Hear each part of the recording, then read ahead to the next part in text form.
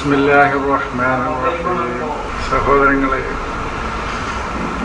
സൂറത്തു അൽ ഹജ്ജിലെ 5-6 വചനങ്ങളാണ് ഞാൻ നിങ്ങളെ ഓതിക്കുന്നത്. ശുദ്ധ ഖുർആൻ ലോകത്ത് വളരെ സജീവമായി ചർച്ച ചെയ്യപ്പെടുന്ന കാലഘട്ടമാണിത്. വളരെ സജീവമായി എന്ന് പറഞ്ഞാൽ അതൊരു അതിശയോക്തിയായിട്ട് പറയുകയല്ല.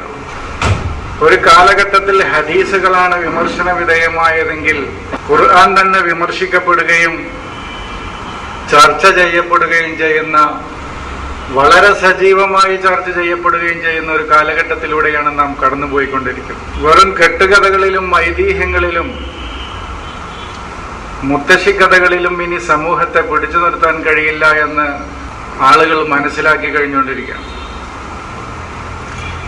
വിവിധ മതസംഘടനകളുടെയും വിവിധ മതവിഭാഗങ്ങളുടെയും തലപ്പത്തുള്ള ആളുകൾ വരെ കാലാകാലങ്ങളിലായി അവർ വിശ്വസിച്ചു പോരുന്ന പല വിശ്വാസങ്ങളും അവരുടെ മിത്തുകളും ഐതിഹ്യങ്ങളും തിരുത്തി പറയാൻ തുടങ്ങിയിരിക്കുകയാണ്. ഉൽപ്പത്തിയെക്കുറിച്ച് നൂറ്റാണ്ടുകളായി വിശ്വസിച്ചു പോരുന്ന ഒരു ക്രൈസ്തവ സമൂഹമാണ് അത് ശരിയല്ല എന്ന് അതിന്റെ തലപ്പത്തുള്ള ആള് പറയുന്നു. 2-3 ദിവസങ്ങൾ കൊണ്ട് ലോകം സൃഷ്ടിക്കാൻ ദൈവത്തിന്റെ കയ്യിൽ മാന്ത്രിക വടിയൊന്നുമില്ല എന്നാണ് ഫ്രാൻസിസ് പോപ്പ് പറഞ്ഞത്. അത് ബിഗ് ബാങ് തിയറിയെ ശരിവെച്ചുകൊണ്ടുള്ള രൂപത്തിൽ, പിന്നീട് അതിന് തിരുത്തലുകളൊക്കെ വന്നു, അത് വേറെ കാര്യം. അതങ്ങനെ വരാതിരിക്കാൻ അവർക്ക് കഴിയില്ല, അതിന്റെ സെറ്റപ്പ് അങ്ങനെയാണ്. പക്ഷേ അങ്ങനെ പറയാനെങ്കിലും വിവിധ മതസമൂഹങ്ങളിലെ ജ്ഞാനികളായ അറിവുള്ള ആളുകൾ തയ്യാറാകുമ്പോൾ മുസ്ലിങ്ങളിൽ മാത്രം ഇന്നും ഐതിഹ്യങ്ങളിലും കെട്ടുകഥകളിലും ഊഹങ്ങളിലും മാത്രം നിലനിൽക്കുന്ന പുരോഹിതന്മാരെയും പണ്ഡിതന്മാരെയും ഉസ്താദുമാരെയുമാണ് നാം കണ്ടുകൊണ്ടിരിക്കുന്നത്. അതിന് ചരിത്രപരമായ തെളിവുകൾ ഉണ്ടാക്കാൻ നടക്കുകയാണ് നമ്മുടെ സമൂഹം. ഇത്തരം കെട്ടുകഥകൾക്ക്, ഊഹങ്ങൾക്ക്, മിത്തുകൾക്കൊക്കെ ചരിത്രപരമായ തെളിവുകൾ ഉണ്ടാക്കാൻ ആണ് നമ്മുടെ പുരോഹിതന്മാർ, നമ്മുടെ പണ്ഡിതന്മാർ, നമ്മുടെ മതസംഘടനയിലെ നേതാക്കന്മാർ പരിശ്രമിച്ചുകൊണ്ടിരിക്കും. ഇപ്പോ അസ്ഹാബുൽ കഹ്ഫിന്റെ ഗുഹ തെരഞ്ഞു നടക്കുകയാണ്. എവിടെയെങ്കിലും ഒരു ഗുഹ കണ്ടാൽ അത് അസ്ഹാബുൽ കഹ്ഫിന്റെ ഗുഹയാണെന്ന് പറഞ്ഞ് അതിന് തെളിവുണ്ടാക്കുകയാണ്. ചാവുകടൽ ഒരു സമൂഹത്തെ നശിപ്പിച്ച സ്ഥലമാണ് എന്ന് പറഞ്ഞിട്ട് അതിന് തെളിവുണ്ടാക്കുകയാണ്. എന്നിട്ട് നമ്മളോട് ചോദിക്കുകയാണ്, ഇതൊക്കെ ചരിത്രപരമായ തെളിവുകളുണ്ട്, ചരിത്ര സ്ഥലങ്ങളുണ്ട്, ഇതിനെയൊക്കെ നിങ്ങൾക്ക് എങ്ങനെ നിഷേധിക്കാൻ കഴിയുമെന്നാണ് അവർ ചോദിക്കുന്നത്. ഞാൻ ഇന്നലെ എന്നോട് ഒരാൾ സംസാരിച്ചപ്പോ പറ്റിയ ദിവസമായതുകൊണ്ട് അതിനുള്ള മറുപടി പറഞ്ഞു. ഇന്നലെ 1-ാം തീയതിയാണ്, നവംബർ 1-ാം തീയതി കേരളപ്പിറവി ദിനാണ്. ഞാൻ പറഞ്ഞു, കേരളം എന്ന് പറയുന്ന ഒരു രാജ്യമുണ്ട്, ഒരു സ്റ്റേറ്റ് ഉണ്ട്. ആ പ്രദേശം എങ്ങനെ ഉണ്ടായി എന്നുള്ളത് ഐതിഹ്യങ്ങളിൽ പരശുരാമൻ മഴു എറിഞ്ഞുണ്ടായതാണെന്നുള്ള കഥയുമുണ്ട്. ആ രാജ്യത്ത് നമ്മൾ ജീവിക്കുന്നുണ്ട്. പക്ഷെ ഇത് ശരിയാണ് എന്ന് നിങ്ങൾ വിശ്വസിക്കുമെന്ന് വെച്ചപ്പോൾ മുസ്ലിമിന് അത് വിശ്വസിക്കാൻ കഴിയില്ല. പക്ഷെ ചരിത്രം, ഒരു രാജ്യം നിലനിൽക്കുന്നു, ഒരു ഐതിഹ്യം, ഒരു കെട്ടുകഥ നിലനിൽക്കുന്നു, ആ രാജ്യത്ത് നിരവധി ജനങ്ങൾ ജീവിക്കുന്നു. ഇതൊക്കെ ഉണ്ടായാലും വിശ്വസിക്കാൻ തയ്യാറല്ല. പക്ഷെ നമ്മൾ പറഞ്ഞാൽ, നമ്മളൊരു ഗുഹ കാണിച്ചു കൊടുത്താൽ, ഒരു ഡെഡ് സീ കാണിച്ചു കൊടുത്താൽ, ഒരു കപ്പലിന്റെ പൊട്ട് കാണിച്ചു കൊടുത്താൽ അതിനൊക്കെ ശരിയാണ് എന്നും അത് സത്യമാണെന്നും നമ്മൾ വാദിക്കുകയും ചെയ്യുന്നു. ഈ വൈരുദ്ധ്യത്തെ കുറിച്ചാണ് നമ്മൾ ചിന്തിക്കേണ്ടത്. അപ്പൊ ചരിത്രപരമായ തെളിവുകളില്ലേ എന്ന് പറഞ്ഞിട്ട് ഖുർആൻ അതിന് തെളിവല്ല എന്നാണ് ഞാൻ പറഞ്ഞത്. ഖുർആൻ അത് ചരിത്രം നിങ്ങൾക്ക് ഉണ്ടാക്കാൻ കഴിയും. പല ചരിത്രങ്ങളും പിന്നീട് ഉണ്ടാക്കിയതാണ്, ഇതിന് തെളിവുണ്ടാക്കിയതാണ്. അത് കഴിഞ്ഞൊരു ക്ലാസ്സിൽ ഞാൻ സൂചിപ്പിക്കുകയുണ്ടായി. സഫ മർവ എന്ന് പറയുന്ന കുന്നുകൾ തന്നെ ഇവരുണ്ടാക്കി തീർത്തതാണ്. ഇങ്ങനെ അനവധി തെളിവുകൾ ഈ പിൽക്കാലഘട്ടത്തിൽ ചരിത്രകാരന്മാർ, മുസ്ലിങ്ങൾ ഉണ്ടാക്കി തീർത്ത കഥകളും കെട്ടുകഥകളുമാണ്. അതൊന്നും ഖുർആനികമല്ല, ഖുർആനിന്റെ തെളിവുമല്ല. അപ്പൊ ഒരു സംഗതി ഉണ്ട് എന്ന് വിചാരിച്ചിട്ട് ആ വസ്തുത, ആ സംഗതി ഉണ്ടായിരുന്നു എന്ന് നമുക്ക് വാദിക്കാനോ സമർത്ഥിക്കാനോ കഴിയില്ല എന്നാണ് ഞാൻ ആ ഉദാഹരണത്തിലൂടെ സൂചിപ്പിച്ചത്. ഇപ്പൊ കേരളമുണ്ട്, ആ കേരളം ഉണ്ടായതിനെ കുറിച്ചൊരു കഥയുമുണ്ട്. അത് ഇന്നലെ കഴിഞ്ഞതാണ്. കേരളപ്പിറവി ദിനം നവംബർ 1-ാം തീയതി എല്ലാ സമൂഹവും എല്ലാ കാലഘട്ടത്തിലും കേരളക്കാർ ആഘോഷിക്കുന്നു. പ്രത്യേക വേഷമണിഞ്ഞ് ഓഫീസുകളിലും സ്കൂളുകളിലും ആളുകൾ എത്തുന്നു. ഇന്നും അതൊരു ദിനമായി ആചരിക്കുന്നു. ഒരു രാജ്യം നിലവിലുണ്ട്. പക്ഷെ ഈ കെട്ടുകഥ വിശ്വസിക്കാൻ ആ മതത്തിന്റെ ആളുകൾ വരെ ഇന്ന് തയ്യാറല്ല. അവരിലെ പല ആളുകളും. പക്ഷെ വിശ്വാസിയെ സംബന്ധിച്ച് ഇതൊന്നും പ്രശ്നമല്ല. വിശ്വാസിയെ സംബന്ധിച്ച് എന്തെങ്കിലും ഒന്ന് കിട്ടിയാൽ മതി അത് വിശ്വസിക്കാൻ. അവന് അതിന്റെ യുക്തിയോ ബുദ്ധിയോ അതിലെ പ്രായോഗികതയോ അതിലെ മനുഷ്യ നന്മയോ മനുഷ്യരുടെ ദോഷമോ ഒന്നും അവന്റെ വിഷയമല്ല. അത് കഴിഞ്ഞൊരു ക്ലാസ്സിൽ നമ്മൾ ചർച്ച ചെയ്തപ്പോൾ പറഞ്ഞു, ഇവിടെ ശബരിമലയിൽ വിളക്ക് കത്തിക്കുകയാണെന്ന് എല്ലാവരും പറഞ്ഞു. പക്ഷെ സമൂഹത്തിന് അത് വിശ്വസിക്കാൻ തയ്യാറല്ല. അത് കത്തന്നെയാണെന്ന് സമൂഹം വിശ്വസിക്കുള്ളൂ. സർക്കാർ പറഞ്ഞു, കോടതി പറഞ്ഞു, KSEB പറഞ്ഞു അവിടെ കത്തിക്കുകയാണ്. പക്ഷെ സമൂഹം അത് വിശ്വസിക്കാൻ തയ്യാറല്ല. ഒരു വിശ്വാസിക്ക് അങ്ങനെ അത് വിശ്വസിക്കാൻ കഴിയില്ല. അത് ഇല്ല, എന്റെ പിന്നിൽ എന്തോ ഒരു അത്ഭുത സിദ്ധിയുണ്ട്, അത്ഭുത ഇതുണ്ട് എന്ന് തന്നെ ഒരു വിശ്വാസിയെ സംബന്ധിച്ച് അംഗീകരിക്കാൻ കഴിയുള്ളൂ. ഇത് ഞാൻ സൂചിപ്പിച്ചത്, ഞാൻ എൻ്റെ വിഷയത്തിലേക്ക് വരാൻ ആമുഖമായി കുറച്ച് കാര്യങ്ങൾ ഞാൻ സൂചിപ്പിച്ചു എന്നേ ഉള്ളൂ. ഇന്ന് എന്നോട് സൂചിപ്പിച്ച വിഷയം ഖുർആനിലെ ഭ്രൂണശാസ്ത്രത്തെ കുറിച്ച് വിവരിക്കുന്ന ആയത്ത് വിശദീകരിക്കാനാണ്. ഞാൻ അതിന് തയ്യാറായിട്ടാണ്, കുറച്ച് മുഴുവനായിട്ടുമല്ല, കുറച്ച് അതിന് തയ്യാറായിട്ടാണ് വന്നത്. ആ വിഷയവുമായി ബന്ധപ്പെട്ട ആയത്താണ്, അത് വിശദീകരിക്കും. യാ അയ്യുഹന്നാസ്, മനുഷ്യരെ, ഇൻകുന്തും ഫീ റൈബിൻ, നിങ്ങൾക്ക് വല്ല സംശയത്തിലുമാണെങ്കിൽ മിനൽ ബഅസി, പുനരുദ്ധാനത്തെ കുറിച്ച്. പുനരുദ്ധാനം എന്ന് പറഞ്ഞാൽ മരിച്ചിട്ട് ജീവിക്കുന്നതല്ല. അതാദ്യം മനസ്സിലാക്കുക. അങ്ങനെ ഒരു സംശയം ലോകത്ത് ആർക്കും ഉണ്ടായിട്ടില്ല. മതങ്ങളിലൊന്നും അങ്ങനത്തെ സംശയം ഉണ്ടായിട്ടില്ല, മരിച്ചാൽ ജീവിക്കുമെന്ന്. വളരെ ചെറിയ ന്യൂനപക്ഷമായ വല്ല യുക്തി നിരീശ്വരവാദികൾക്ക് അങ്ങനെ വല്ല സംശയം ഉണ്ടായിട്ടുള്ളൂ. ലോകത്തിന്റെ മൊത്തത്തിലുള്ള സംശയം അതല്ല. ബഅസ് എന്ന് പറഞ്ഞാൽ, ബഅസ് അല്പം വിശദീകരിക്കാം. ബഅസ് എന്ന് പറഞ്ഞാല് മരിച്ചിട്ട് ജീവിക്കലല്ല, ഇവിടുന്ന് തന്നെയുള്ള ജീവിതമാണ്. ബഅസ് എന്ന് പറഞ്ഞാൽ നിയമിക്കുക, ഉയർത്തെഴുന്നേൽക്കുക എന്നൊക്കെയാണ് അർത്ഥം. ബഅസ. ഒരു മനുഷ്യൻ ഉയർത്തെഴുന്നേൽക്കുകയാണെങ്കിൽ ആശയപരമായി, വൈജ്ഞാനികമായി, സാംസ്കാരികമായി ഒരു ജനത അല്ലെങ്കിൽ ഒരു വ്യക്തിയുടെ ഉയർത്തെഴുന്നേൽപ്പിന് ബഅസ് എന്നാ പറയാം. അതൊരു ബഅസാണ്. അവൻ ഉയർത്തെഴുന്നേൽക്കുകയാണ്. ഒരു വ്യക്തിയെ അപ്പോയിന്റ് ചെയ്താൽ, നിയമിച്ചാൽ, അതും ഒരു ബഅസാണ്. അതിന് നിരവധി കനന്നാസ് ഉമ്മത്തൻ വാഹിദത്തൻ, ആദ്യമായിട്ട് ബഅസ് വരുന്ന ആയത്താണ് അൽ ബഖറയില്. ജനങ്ങൾ ഒരൊറ്റ സമൂഹമായിരുന്നു. ഫബഅസല്ലാഹു നബിയ്യീന, അള്ളാഹു നബിമാരെ നിയമിച്ചു, നിയോഗിച്ചു. അതാണ് ബഅസ എന്ന് പറഞ്ഞാൽ നിയമിക്കുക, നിയോഗിക്കുക എന്നാണ് അർത്ഥം. അപ്പൊ ബഅസ് എന്ന് പറഞ്ഞാൽ ഉയർത്തെഴുന്നേൽപ്പ്, നിയമിക്കുക എന്നാണ് അർത്ഥം. ഖുർആനിൽ ഒരു സ്ഥലത്തും ബഅസ് എന്ന് പറഞ്ഞാൽ മരിച്ചു പോയതിനു ശേഷം പിന്നെ രണ്ടാം വരില്ല ഉയർത്തെഴുന്നേൽപ്പിനെ കുറിച്ചല്ല ഖുർആൻ സംസാരിക്കുന്നത്. ഒരു കുറച്ച് വചനങ്ങൾ ഞാൻ നിങ്ങൾ കേൾപ്പിക്കാം, അതിനുശേഷം ബാക്കി നിങ്ങൾ വായിച്ചാൽ മതി. ലഖദ് മന്നല്ലാഹു അലൽ മുഅ്മിനീന ഇദ് ബഅസ ഫീഹിം റസൂലൻ മിൻ അൻഫുസിഹിം. ലഖദ് മന്നല്ലാഹു അലൽ മുഅ്മിനീന, സമാധാന പ്രവർത്തനത്തിൽ ഏർപ്പെട്ടിരിക്കുന്ന ആളുകൾക്ക് അള്ളാഹു അനുഗ്രഹിച്ചിരിക്കുന്നു. ഇത് ബഅസ ഫീഹിം, അവരിൽ നിന്ന് ഉയർത്തെഴുന്നേൽപ്പിച്ചപ്പോൾ, അവരിൽ നിയമിച്ചപ്പോൾ, റസൂലൻ, അവരിൽ നിന്ന് തന്നെ ഒരു ദൂതനെ, മിൻ അൻഫുസിഹിം, അവരിൽ നിന്ന് തന്നെ ഒരു ദൂതനെ അവരിൽ നിന്ന് ബഅസ് ചെയ്തു.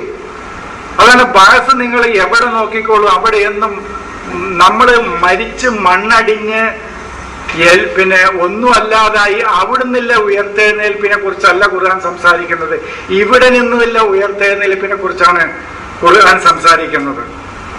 സൂറത്ത് അൻ-നഹ്ലിൽ നമ്മൾ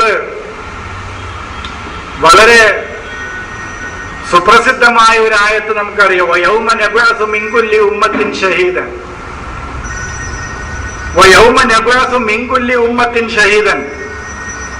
എല്ലാ സമൂഹങ്ങളിൽ നിന്നും ഞാൻ ഓരോ ജീവിത സാക്ഷികളെ എഴുന്നേൽപ്പിക്കുന്ന വേളയിൽ ഷഹീദ, നിന്നെ ഈ കൂട്ടർക്കെതിരിൽ ജീവിത സാക്ഷിയായിക്കൊണ്ട് നിന്നെ ഞാൻ കൊണ്ടുവരികയും ചെയ്തിരിക്കുന്ന ഈ സന്ദർഭം എന്ന് സൂറത്ത് അന്നഹലിൽ ഖുർആൻ സൂറത്ത് അന്നഹലിൽ നമ്മൾ സാധാരണ പറയുന്ന നബി മൗലവി എപ്പോഴും ഓതാനുള്ള ആയത്താണ്. എന്നിട്ട് ആ ആയത്തിൽ തന്നെ പറയുന്നുണ്ട് വനസ്സൽനാ അലൈക്കൽ കിതാബ തിബിയാനൻ ലികുല്ലി ഷൈഇൻ എന്നുള്ള ആയത്ത്. അപ്പൊ അതാണ് അവിടെ യൗമ നബ്അസു, അതേ അക്ഷരം തന്നെ ബാഅ് ഐന് സാഅ്. ബഅസ് എന്ന് പറഞ്ഞാൽ പുനരുത്ഥാനം, സാംസ്കാരികമായി ഉദ്ധരിക്കുക, വൈജ്ഞാനികമായി ഉയർത്തിക്കൊണ്ടുവരിക. ഇങ്ങനെ ഏതേത് മേഖലകളിൽ അവര് അധോഗതിയിൽ കഴിയുന്നുണ്ടോ ആ അധോഗതിയിൽ നിന്ന് ഒരു സമൂഹത്തെ പുനരുദ്ധരിക്കുക, അതാണ് ബഅസ് എന്ന് പറയുന്നത്. അല്ലാതെ മരിച്ച് മണ്ണടിഞ്ഞ് അവിടുന്ന് എണീറ്റ് കൊണ്ടുവരല്ല. അവിടുന്ന് എണീപ്പിക്കലില്ല എന്നുള്ളതല്ല ഇവിടുത്തെ ചോദ്യം. ഇവിടുത്തെ വിഷയം അതല്ല. ഇവിടുത്തെ ഞാൻ ബഅസ് വിശദീകരിച്ചു എന്നേ ഉള്ളൂ. അതുണ്ടോന്നോ ഇല്ലാന്നോ അല്ല ഇപ്പൊ ഇവിടെ പറഞ്ഞത്.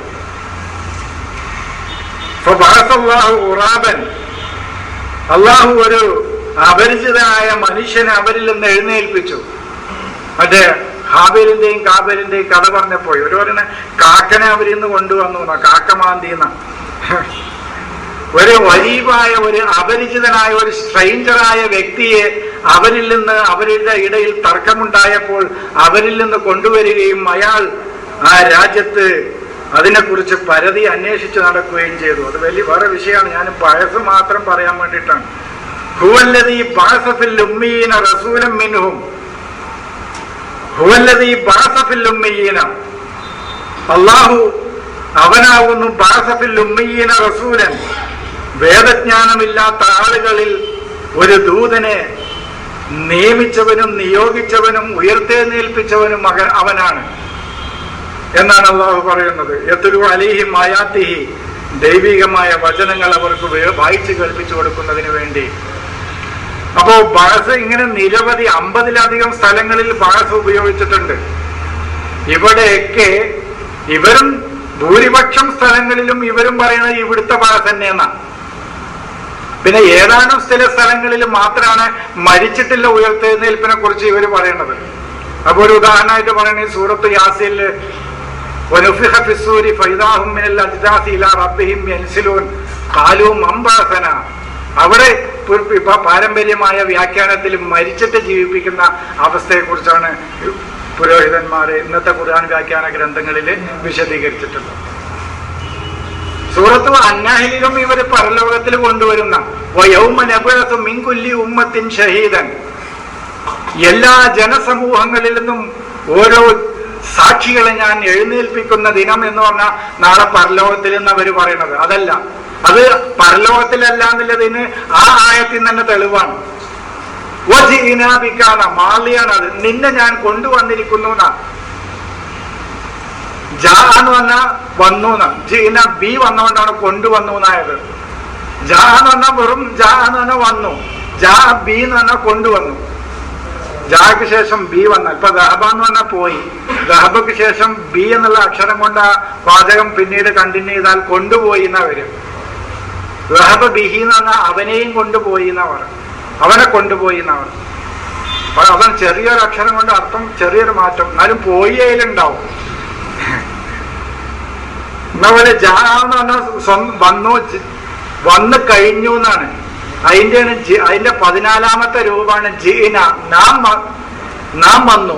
പക്ഷെ ബി വന്നപ്പോ നാം കൊണ്ടുവന്നു എന്നായി. ജീനാബിക്ക, നിന്നെ ഞാൻ കൊണ്ടുവന്നു കഴിഞ്ഞിരിക്കുന്നു. അത് ഇവിടുന്നാണത്, അത് ഫാസ്റ്റ് ടെൻസ് ആണ് ക്രിയ. നിന്നെ ഞാൻ ഇവിടെ കൊണ്ടുവന്നു കഴിഞ്ഞു. അലാഹാവുലായി, ഈ ആളുകൾക്കെതിരിൽ ഷഹീദ, ജീവിത സാക്ഷിയായിക്കൊണ്ട് ഈ ജനങ്ങൾക്ക് സത്യത്തിലും നീതിയിലും ധർമ്മത്തിലും സംസ്കാരത്തിലും എങ്ങനെ ജീവിക്കാം, ഒരു ജനസമൂഹത്തിൽ പരോപകാരിയായിട്ട് എങ്ങനെ ജീവിക്കാം എന്ന് ഒരു മാതൃകാ പുരുഷനായിക്കൊണ്ട് ജീവിത സാക്ഷിയായിക്കൊണ്ട് നിന്നെ ഞാൻ ഇവിടെ കൊണ്ടുവന്നിരിക്കുകയും ചെയ്തിരിക്കുന്നു. ഓരോ കാലഘട്ടത്തിലും ഓരോ സമൂഹങ്ങളിൽ നിന്നും ഒരു ജീവിത സാക്ഷിയെ ഞാൻ എഴുന്നേൽപ്പിക്കാറുണ്ട്. അതൊക്കെ ഇവിടെ തന്നെ. പിന്നെ സൂറത്ത് യാസീലും ഇവിടെ തന്നെയാണ്. ഫിസ്സൂരി, സൂറിലൂതുക എന്ന് പറഞ്ഞാൽ ഇവര് ഒരു മൈക്കെടുത്തിട്ട് ഇങ്ങനെ അലോക്കിന്റെ ഊത്തൂതുന്ന അവസാനം ഇസ്രാഫീൽ എന്ന മലക്ക് ഭയങ്കര ഊത്തൂതിയിട്ട് അതിലൊക്കെപ്പാടെ കബറിന്ന് ഒക്കെപ്പാടെ നീച്ചിട്ട് ഓടുകയാണ് തുണിയില്ലാതെ. എവിടേക്കായി ഓടണു? തുണിയില്ലാതെ ഓടുക എന്ന് അവർ എഴുതി വെച്ചിരിക്കണം. വനുഫിഹ ഫിസ്സൂരി എന്ന് പറഞ്ഞാൽ ഈ പ്രതിരൂപങ്ങൾ മാത്രമാണ്, മനുഷ്യ കോലങ്ങൾ മാത്രമാണത്, മനുഷ്യനായിട്ടില്ല. അവരിലാണ് ഈ ദൈവികമായ ചേതന ഊതിക്കത്തിക്കുന്നത്. ദൈവികമായ ജ്ഞാനം, ദൈവികമായ അറിവാണ് അവരിൽ എൻലൈറ്റ്മെന്റ് ചെയ്യാണ്, അവരിൽ ഊതിക്കത്തിക്കുകയാണ് ചെയ്യുന്നത്. അത് ഊതിക്കത്തിക്കുമ്പോ ഫൈദാഹുമിനൽ അജ്ദാസി, അവരുടെ നിർജീവമായ അവസ്ഥയിൽ നിന്ന് അവര് ഇലാ റബ്ബിഹിം, ദൈവികതയിലേക്ക്, ദൈവത്തിലേക്ക് തന്നെ ദൈവികമായ ആശയത്തിലേക്ക് അവർ ഓടി വരികയാണ്. അവര് ചോദിക്കാണ്, ആരാണ് ഞങ്ങൾ ഉറങ്ങിക്കിടക്കല്ലായിരുന്നു എന്നാ, ആരാ ഞങ്ങളെ എണീപ്പിച്ചത്? ഇത് തന്നെയാണ് നിങ്ങളുടെ രക്ഷിതാവ് വാഗ്ദാനം ചെയ്ത ആ ദൈവികമായ സന്ദേശത്തിലേക്കാണ് നിങ്ങൾ ഈ വന്നിരിക്കുന്നത്. ഇതാണ് ദൂതന്മാരൊക്കെ കാലാകാലങ്ങളിൽ ലോകത്തോട് സത്യമായി പറഞ്ഞ ആ ആശയം ഇതാണ്. അവിടേക്കാണ് നിങ്ങൾ വന്നിട്ടുള്ളത്, മരിച്ചിട്ടല്ല. അപ്പൊ ഖുർആനിൽ പറഞ്ഞ ബഅസൊക്കെ ഇവിടുന്നുള്ള എണീക്കലാണ്. ഈ എണീക്കൽ ലോകത്തുണ്ടാവുമെന്ന് അവരുടെ സംശയം. ഇങ്ങനെ അധോഗതിയിൽ കഴിയുന്ന, പ്രതീക്ഷയറ്റ് കഴിയുന്ന, നിരാശരായി കഴിയുന്ന ഒരു ജനതക്ക് ഇനി ഞങ്ങൾക്കൊരു ഉയർത്തെഴുന്നേൽപ്പുണ്ടാകുമെന്ന സംശയം. ഇനി ഞങ്ങൾക്കൊരു ഉയർത്തെഴുന്നേൽപ്പുണ്ടാകുമെന്ന്, അതിലാണ് അവർക്ക് സംശയം. ഇനി ഞങ്ങളൊന്ന് ഈ ലോകത്ത് ഇനി ഞങ്ങൾക്കൊരു ഉയർത്തെഴുന്നേൽപ്പുണ്ടാവുമോ? ഞങ്ങള് ഹോപ്പ്ലെസ് ആയ, പ്രതീക്ഷയറ്റ ഒരു ജനതയാണത്. ഹോപ്പ്ലെസ് ആണ്, പ്രതീക്ഷയറ്റു. പുരോഗതിയെക്കുറിച്ച്, ഒരു നവോത്ഥാനത്തെക്കുറിച്ച്, ഒരു പുലരിയെക്കുറിച്ച് പ്രതീക്ഷയറ്റ ഒരു ജനതയുടെ സംശയമാണത്. അല്ലാതെ മരിച്ചിട്ട് ജീവിക്കുമെന്ന് ലോകത്ത് ഒരു മതവിശ്വാസികളിലും സംശയം ഉണ്ടായിട്ടില്ല. വളരെ വിരലിലുണ്ടാവുന്ന നിരീശ്വരവാദികളെ എക്കാലഘട്ടത്തിലും മരണാനന്തര ജീവിതത്തെക്കുറിച്ച് സംശയം ഉന്നയിച്ചിട്ടുള്ളൂ. പക്ഷെ ഏതേത് കാലഘട്ടത്തിലെ ജനതകൾക്കും നിരാശയായ, പ്രതീക്ഷയറ്റ, നിരാശരായ ജനതകൾ, അധോഗതിയിൽ കഴിയുന്ന ജനതകൾ ഇനി ഞങ്ങൾക്ക് ഒരു ഉയർത്തെഴുന്നേൽപ്പുണ്ടാവുമോ എന്നാണ് അവരുടെ സംശയം. അതാണ് വൈകുന്തും ഫി റൈബിൻ, നിങ്ങൾക്ക് വല്ല സംശയവുമുണ്ടോ മിനൽ ബഅസിന്ന്, നിങ്ങൾക്കൊരു ഉയർത്തെഴുന്നേൽപ്പുണ്ടാവുമോ എന്ന കാര്യത്തിൽ നിങ്ങൾക്ക് വല്ല സംശയമുണ്ടോ എന്നാ ചോദിക്കുന്നത്. അത് പ്രതീക്ഷയറ്റ ഒരു ജനതയുടെ സംശയമാണ്. ഇപ്പൊ എത്യോപ്യക്കാർക്ക് ഉണ്ടാവും ഇനി ഞങ്ങൾക്കൊരു എണീക്കൽ ഉണ്ടാവും. സോമാലിയക്കാർക്ക് ഉണ്ടാവും ഇനി ഞങ്ങൾക്കൊരു എണീക്കൽ ഉണ്ടാവുമെന്ന്. യൂറോപ്പിന് ഒരു കാലഘട്ടത്തിൽ ഉണ്ടായിരുന്നു. യൂറോപ്പ് എണീക്കുമോ തന്നെ ഉണ്ട്. എത്യോപ്യ ഒരു കാലഘട്ടത്തിൽ കല്ലുകൾ കൊണ്ട് കൊട്ടാരങ്ങൾ പണിത കാലഘട്ടത്തിൽ യൂറോപ്പ് 2 കല്ല് വെക്കാൻ പോലും പഠിച്ചിട്ടുണ്ടായിരുന്നില്ല. അധിക വർഷമൊന്നും കഴിഞ്ഞിട്ടില്ല അത് 2 കല്ല് കൂട്ടി വെക്കാൻ പഠിച്ചിട്ടുണ്ടായിരുന്നില്ല ആ ജനത. ഓല കൊണ്ട് മേഞ്ഞ വീടുകളായിരുന്നു ആ ജനത. എത്യോപ്യ അന്ന് എവിടെയായിരുന്നു നിങ്ങൾക്കറിയോ? കല്ലുകൾ കൊണ്ട്, വെറും കല്ലുകൾ, കരിങ്കല്ലുകൾ കൊണ്ട് കൊട്ടാരങ്ങൾ കെട്ടിയിരുന്ന ഒരു രാജ്യമായിരുന്നു അത്. ചരിത്രം പഠിച്ചു നോക്കിയാൽ മതി. ആ രാജ്യത്ത് ഇന്ന് ഇപ്പൊ അടുത്തൊരു യൂറോപ്യൻ പോയി ആ രാജ്യത്തിറങ്ങി അവിടുത്തെ കുട്ടികൾ ആവശ്യപ്പെട്ട സംഗതി വിവരിക്കുന്നുണ്ട്. ആ കുട്ടികൾക്ക് ഇപ്പൊ എന്താ ആവശ്യം? അയാൾ ഇങ്ങോട്ട് എഴുതുന്നുണ്ട് അയാളുടെ ചരിത്രത്തിൽ ഈ രാജ്യം എന്തായിരുന്നു, ഇന്ന് ഞാനിവിടെ വന്ന് ഇറങ്ങിയപ്പോൾ ഇവിടുത്തെ കുട്ടികൾ എന്നോട് എന്താ ആവശ്യപ്പെട്ടത്. പ്രയാണം പിടിച്ച് 5 ലക്ഷം ആളുകളാണ് യൂറോപ്പിൽ മരിച്ചു വീണത്. അത്ര ദാരിദ്ര്യത്തിലും നിരക്ഷരതയിലുമായിരുന്നു ആ ജനത. 1ഉം 2ഉം ലോകമഹായുദ്ധങ്ങളുടെ കെടുതികൾ അനുഭവിച്ച് ദുരിതത്തിലായിരുന്നു ആ ജനത. ആ ജനത ഉയർത്തെഴുന്നേറ്റു. ഇന്ന് ലോകത്ത് 1ാം സ്ഥാനത്തെത്തി. അതാണ് ഉയർത്തെഴുന്നേൽപ്പിനെ കുറിച്ച് നിരാശ പൂണ്ട ഒരു ജനത. ആ ജനതയുടെ സംശയമാണ് ഇവിടെ അള്ളാഹു പറയുന്നത്. മരിച്ചിട്ടുള്ള ജീവിക്കലാണെങ്കിൽ ആയിക്കോട്ടെ, നമ്മൾ തർക്കിക്കാനൊന്നുമില്ല. ഇതൊരു തർക്ക വിഷയമൊന്നുമല്ല. ഇത് നമ്മുടെ അറിവ് പങ്കുവെക്കുക, ഇഷ്ടമുള്ളവരെടുക്കുക, അല്ലാത്തൊരു തള്ളുക. അതെല്ലാം മണ്ണിലൊക്കെ ദ്രവിച്ചൊക്കെ പോയിട്ട് അവിടുന്ന് നീച്ചൂലേ എന്നുള്ള സംശയ ഇവിടെ ആളുകൾ ഉന്നയിക്കുന്നത് എന്ന് വിശ്വസിക്കുന്ന ആളുകൾ അത് വിശ്വസിക്കുക, കുഴപ്പമൊന്നുമില്ല. ഇനി നിങ്ങൾക്ക് അങ്ങനെ വല്ല സംശയം ഉണ്ടെങ്കിൽ അല്ലാഹു പറയാണ്, ഫഇന്നാ ഖലഖനാകും മിൻ തുറാബിൻ, നിങ്ങളെ ഞാൻ ഈ ക്രിയേറ്റ് ചെയ്തെടുത്തിട്ടുള്ളത്, നിങ്ങളെ ഞാൻ രൂപപ്പെടുത്തി എടുത്തിട്ടുള്ളത് മിൻ തുറാബിൻ, മണ്ണിൽ നിന്നാണ്. വളരെ ചെളിയിൽ കഴിയുന്ന, അഴുക്കിൽ കഴിയുന്ന, സാംസ്കാരികമായി വളരെ തിന്മയുടെ അടിത്തട്ടിൽ കഴിയുന്ന ഒരു അവസ്ഥയിൽ നിന്നാണ് ഞാൻ നിങ്ങളെ ഹൽക്ക് രൂപപ്പെടുത്തിയെടുത്തിട്ടുള്ളത്. മോൾഡ് ചെയ്തെടുക്കല്ല. അതായത് ഇവര് പറയുന്ന ഈ മണ്ണുകൊണ്ട് ഈ രൂപം പറിച്ചുണ്ടാക്കലല്ല, ഹുലുക്കാണ്, അവന്റെ സ്വഭാവ രൂപീകരണമാണ് ഇപ്പൊ പറയുന്നത്. അവന്റെ വൈജ്ഞാനിക രംഗത്ത്, സാംസ്കാരിക രംഗത്ത്, ധാർമ്മിക രംഗത്ത് അവന്റെ ക്യാരക്ടറിനെയാണ് ഇവിടെ രൂപപ്പെടുത്തിയെടുക്കുന്നത്. വളരെ കറപ്ഷനിൽ കഴിഞ്ഞിരുന്ന, വളരെ തിന്മയിലും അഴുക്കിലും കഴിഞ്ഞിരുന്ന ഒരു ജനസമൂഹത്തെ ഞാൻ രൂപപ്പെടുത്തിയെടുത്തിട്ടുണ്ട്. ഞാൻ ചെയ്തിട്ടുണ്ടല്ലോ, ഞാൻ അള്ളാഹു ചെയ്തിട്ടുണ്ടെന്ന് പറഞ്ഞാൽ ലോക ചരിത്രത്തിൽ അതിന് തെളിവുണ്ടല്ലോ എന്നാണ്. അതാണ് ഹൽക്ക്. അത് ഞാൻ സൂറത്ത് ഒത്തീനെയും ഒരിക്കൽ വിശദീകരിച്ച് ഞാൻ നിങ്ങൾക്ക് പറഞ്ഞു തന്നിരുന്നു. ഒത്തീനി വിശദീകരിച്ചിട്ട് ലഖദ് ഖലഖനൽ ഇൻസാന ഫീ അഹ്സനി തഖ്വീം എന്ന് പറഞ്ഞാൽ മനുഷ്യനെ നല്ല കണ്ണും മൂക്കും നാക്കും ചെവിയും തലയും ഒക്കെ കൊടുത്ത് പടച്ചുക്കണമെന്നല്ല ഇവര് അങ്ങനെ മനസ്സിലാക്കുന്നത്. ഞാൻ മനുഷ്യന് നല്ല മൂക്ക് കൊടുത്തുക്കണം, അതാണ് അഹ്സനു തഖ്വീം എന്ന് പറഞ്ഞാൽ. ഇതിനേക്കാൾ സൗന്ദര്യമുള്ള ജീവജാലങ്ങൾ ഭൂമിയിൽ എത്ര ഉണ്ട് മനുഷ്യനേക്കാൾ? അഹ്സനു തഖ്വീം നമ്മുടെ ഫിസിക്കലി അല്ല, ശാരീരികമല്ല. മനുഷ്യന്റെ പ്രത്യേകത തിരിച്ചറിവാണ്, ബുദ്ധിപരമാണ്, വൈജ്ഞാനികപരമാണ് മനുഷ്യൻ്റെത്. അവന്റെ ക്യാരക്ടറിലാണ് ഈ വ്യതിരിക്തത, രൂപത്തിലല്ല. രൂപത്തിലാണ് ഞാൻ നിങ്ങളോട് ആ ക്ലാസ്സിൽ സൂചിപ്പിച്ചല്ലോ, നമ്മളെക്കാൾ ആയുർദൈർഘ്യമുള്ള ജീവജാലങ്ങൾ എത്രയുണ്ട് അല്ലേ? നമ്മളെക്കാൾ സൗന്ദര്യമുള്ളതുണ്ട്, നമ്മളെക്കാൾ ഘ്രാണശക്തി ഉള്ളതുണ്ട്, നമ്മളെക്കാൾ കാഴ്ചശക്തി ഉള്ളതുണ്ട്. അപ്പൊ നമ്മളെക്കാൾ ഫിസിക്കലാണെങ്കിൽ നമ്മളെക്കാളൊക്കെ എല്ലാത്തിലും കഴിവുള്ളത് വേറെ ജീവജാലങ്ങൾ ഇഷ്ടം പോലെ ഉണ്ട് ലോകത്ത്. എന്നാ അവയാണ് ദൈവത്തിനെ ആരാധിക്കേണ്ടത്. യാ അയ്യുഹന്നാസ് ഉഅ്ബുദൂ റബ്ബക്കുമുല്ലദീ ഖലഖക്കും എന്നുള്ളത് ഇവിടുത്തെ ഫിസിക്കലി ആണെങ്കിൽ, ഞാൻ നിങ്ങളെ സൃഷ്ടിച്ചിരിക്കുന്നു അതുകൊണ്ട് നിങ്ങൾ എനിക്ക് ഇബാദത്തെടുക്കണമെന്ന് പറഞ്ഞത് നമ്മുടെ ശാരീരികമായ ഈ രൂപം പടച്ചതിനാണ് ആരാധിക്കേണ്ടതെങ്കിൽ അള്ളാഹുവിനെ ആരാധിക്കാൻ ഇതിനേക്കാൾ അർഹതപ്പെട്ടത് വേറെ ജീവജാലങ്ങളാവുമായിരുന്നു എന്നാ ഞാൻ പറഞ്ഞു. നമ്മളെക്കാൾ ഘ്രാണശക്തി ഉണ്ട് നായക്ക്, നമ്മളെക്കാൾ കാഴ്ചശക്തി ഉണ്ട് പൂച്ചക്ക്, നമ്മളെക്കാൾ ആയുർദൈർഘ്യമുണ്ട് ആമക്ക്.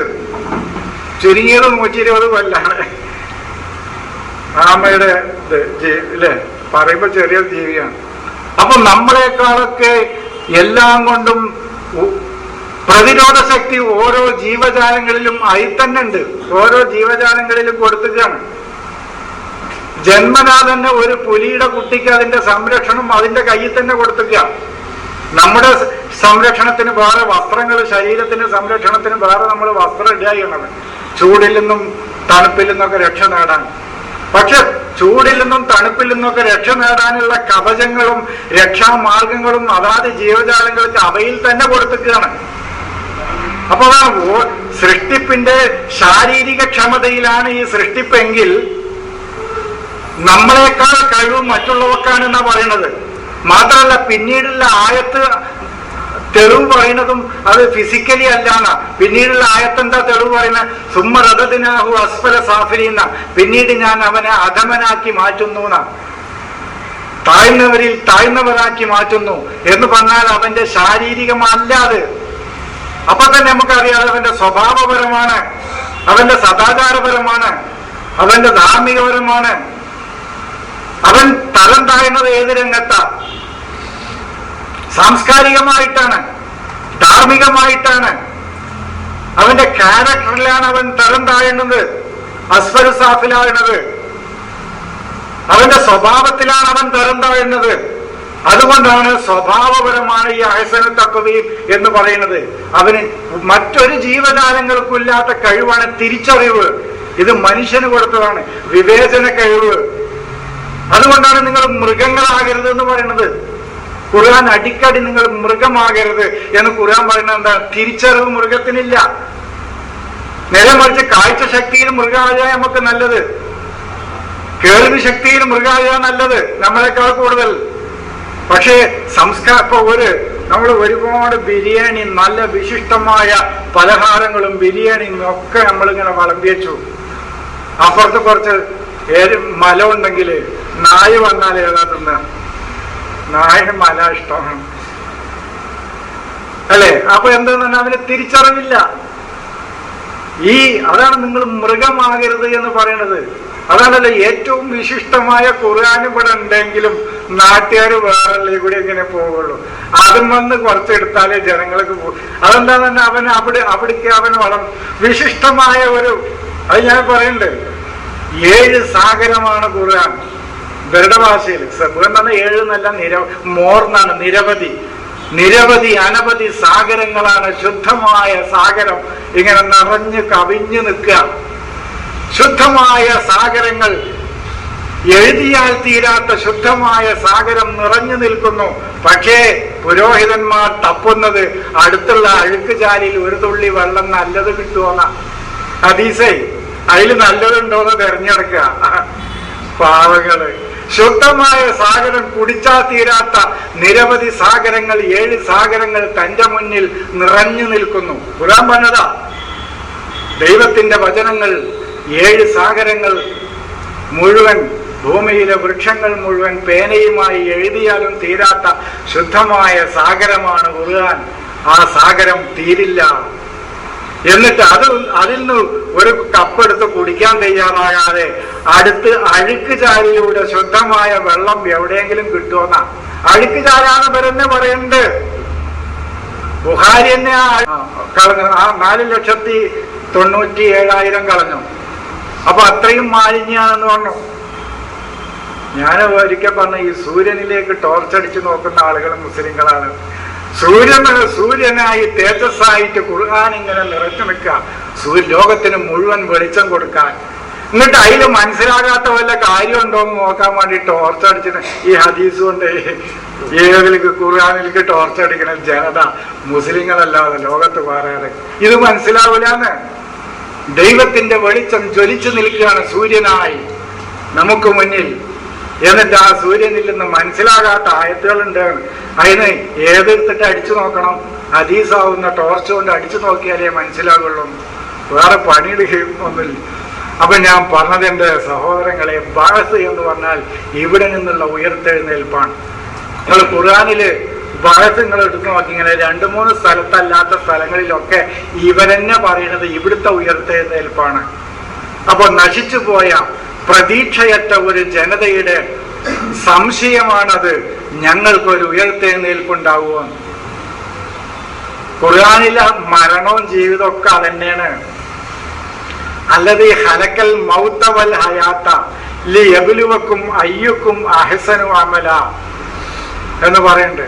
അള്ളാഹു മൗത്തും മൗത്താണ് ആദ്യം മരിച്ചിക്കാണ്, പിന്നെയാണ് ഹയാത്ത്. ഖുർആന്റെ ശൈലി തന്നെ നോക്കി നിങ്ങൾ. അല്ലത് ഹലക്കൽ മൗത്ത, മരിച്ച ജനതക്ക് ഇനി ഹയാത്ത്, ഒരു ജീവനും കൊടുത്തിട്ട്. അതാണ് ജീവനറ്റ ഒരു ജനതയ്ക്ക് അതാണ്. അല്ലെങ്കിൽ ഇവരുടെ വാദപ്രകാരമാണെങ്കിൽ അല്ലത് ഹലക്കൽ ഹയാത്ത വൽ മൗത്ത എന്നാ പറയാ. ജീവിതവും പിന്നെ മരണവും അല്ലാഹു നിശ്ചയിച്ചത് നിങ്ങളിൽ ആര് നന്നായി പ്രവർത്തിക്കുന്നു എന്ന് നോക്കാൻ വേണ്ടിയിട്ടാണ്. അല്ല, ഒരു ജനത മരിച്ചു കിടക്കുകയും പിന്നീട് ആ ജനതക്ക് ഉയർത്തെഴുന്നേൽപ്പ് കൊടുക്കുകയും അള്ളാഹു ചെയ്യുന്നത് എന്തിനാണ്? ആരാണ് നന്നായി പ്രവർത്തിച്ച് മുന്നേറുന്നത് എന്ന ഒരു ടെസ്റ്റിംഗ് ആണത്. ആരാണോ നന്നായി പ്രവർത്തിച്ച് മുന്നേറുന്നത് അവർക്ക് പുരോഗതി കിട്ടും. അതാണ് അള്ളാഹുവിൻ്റെത്.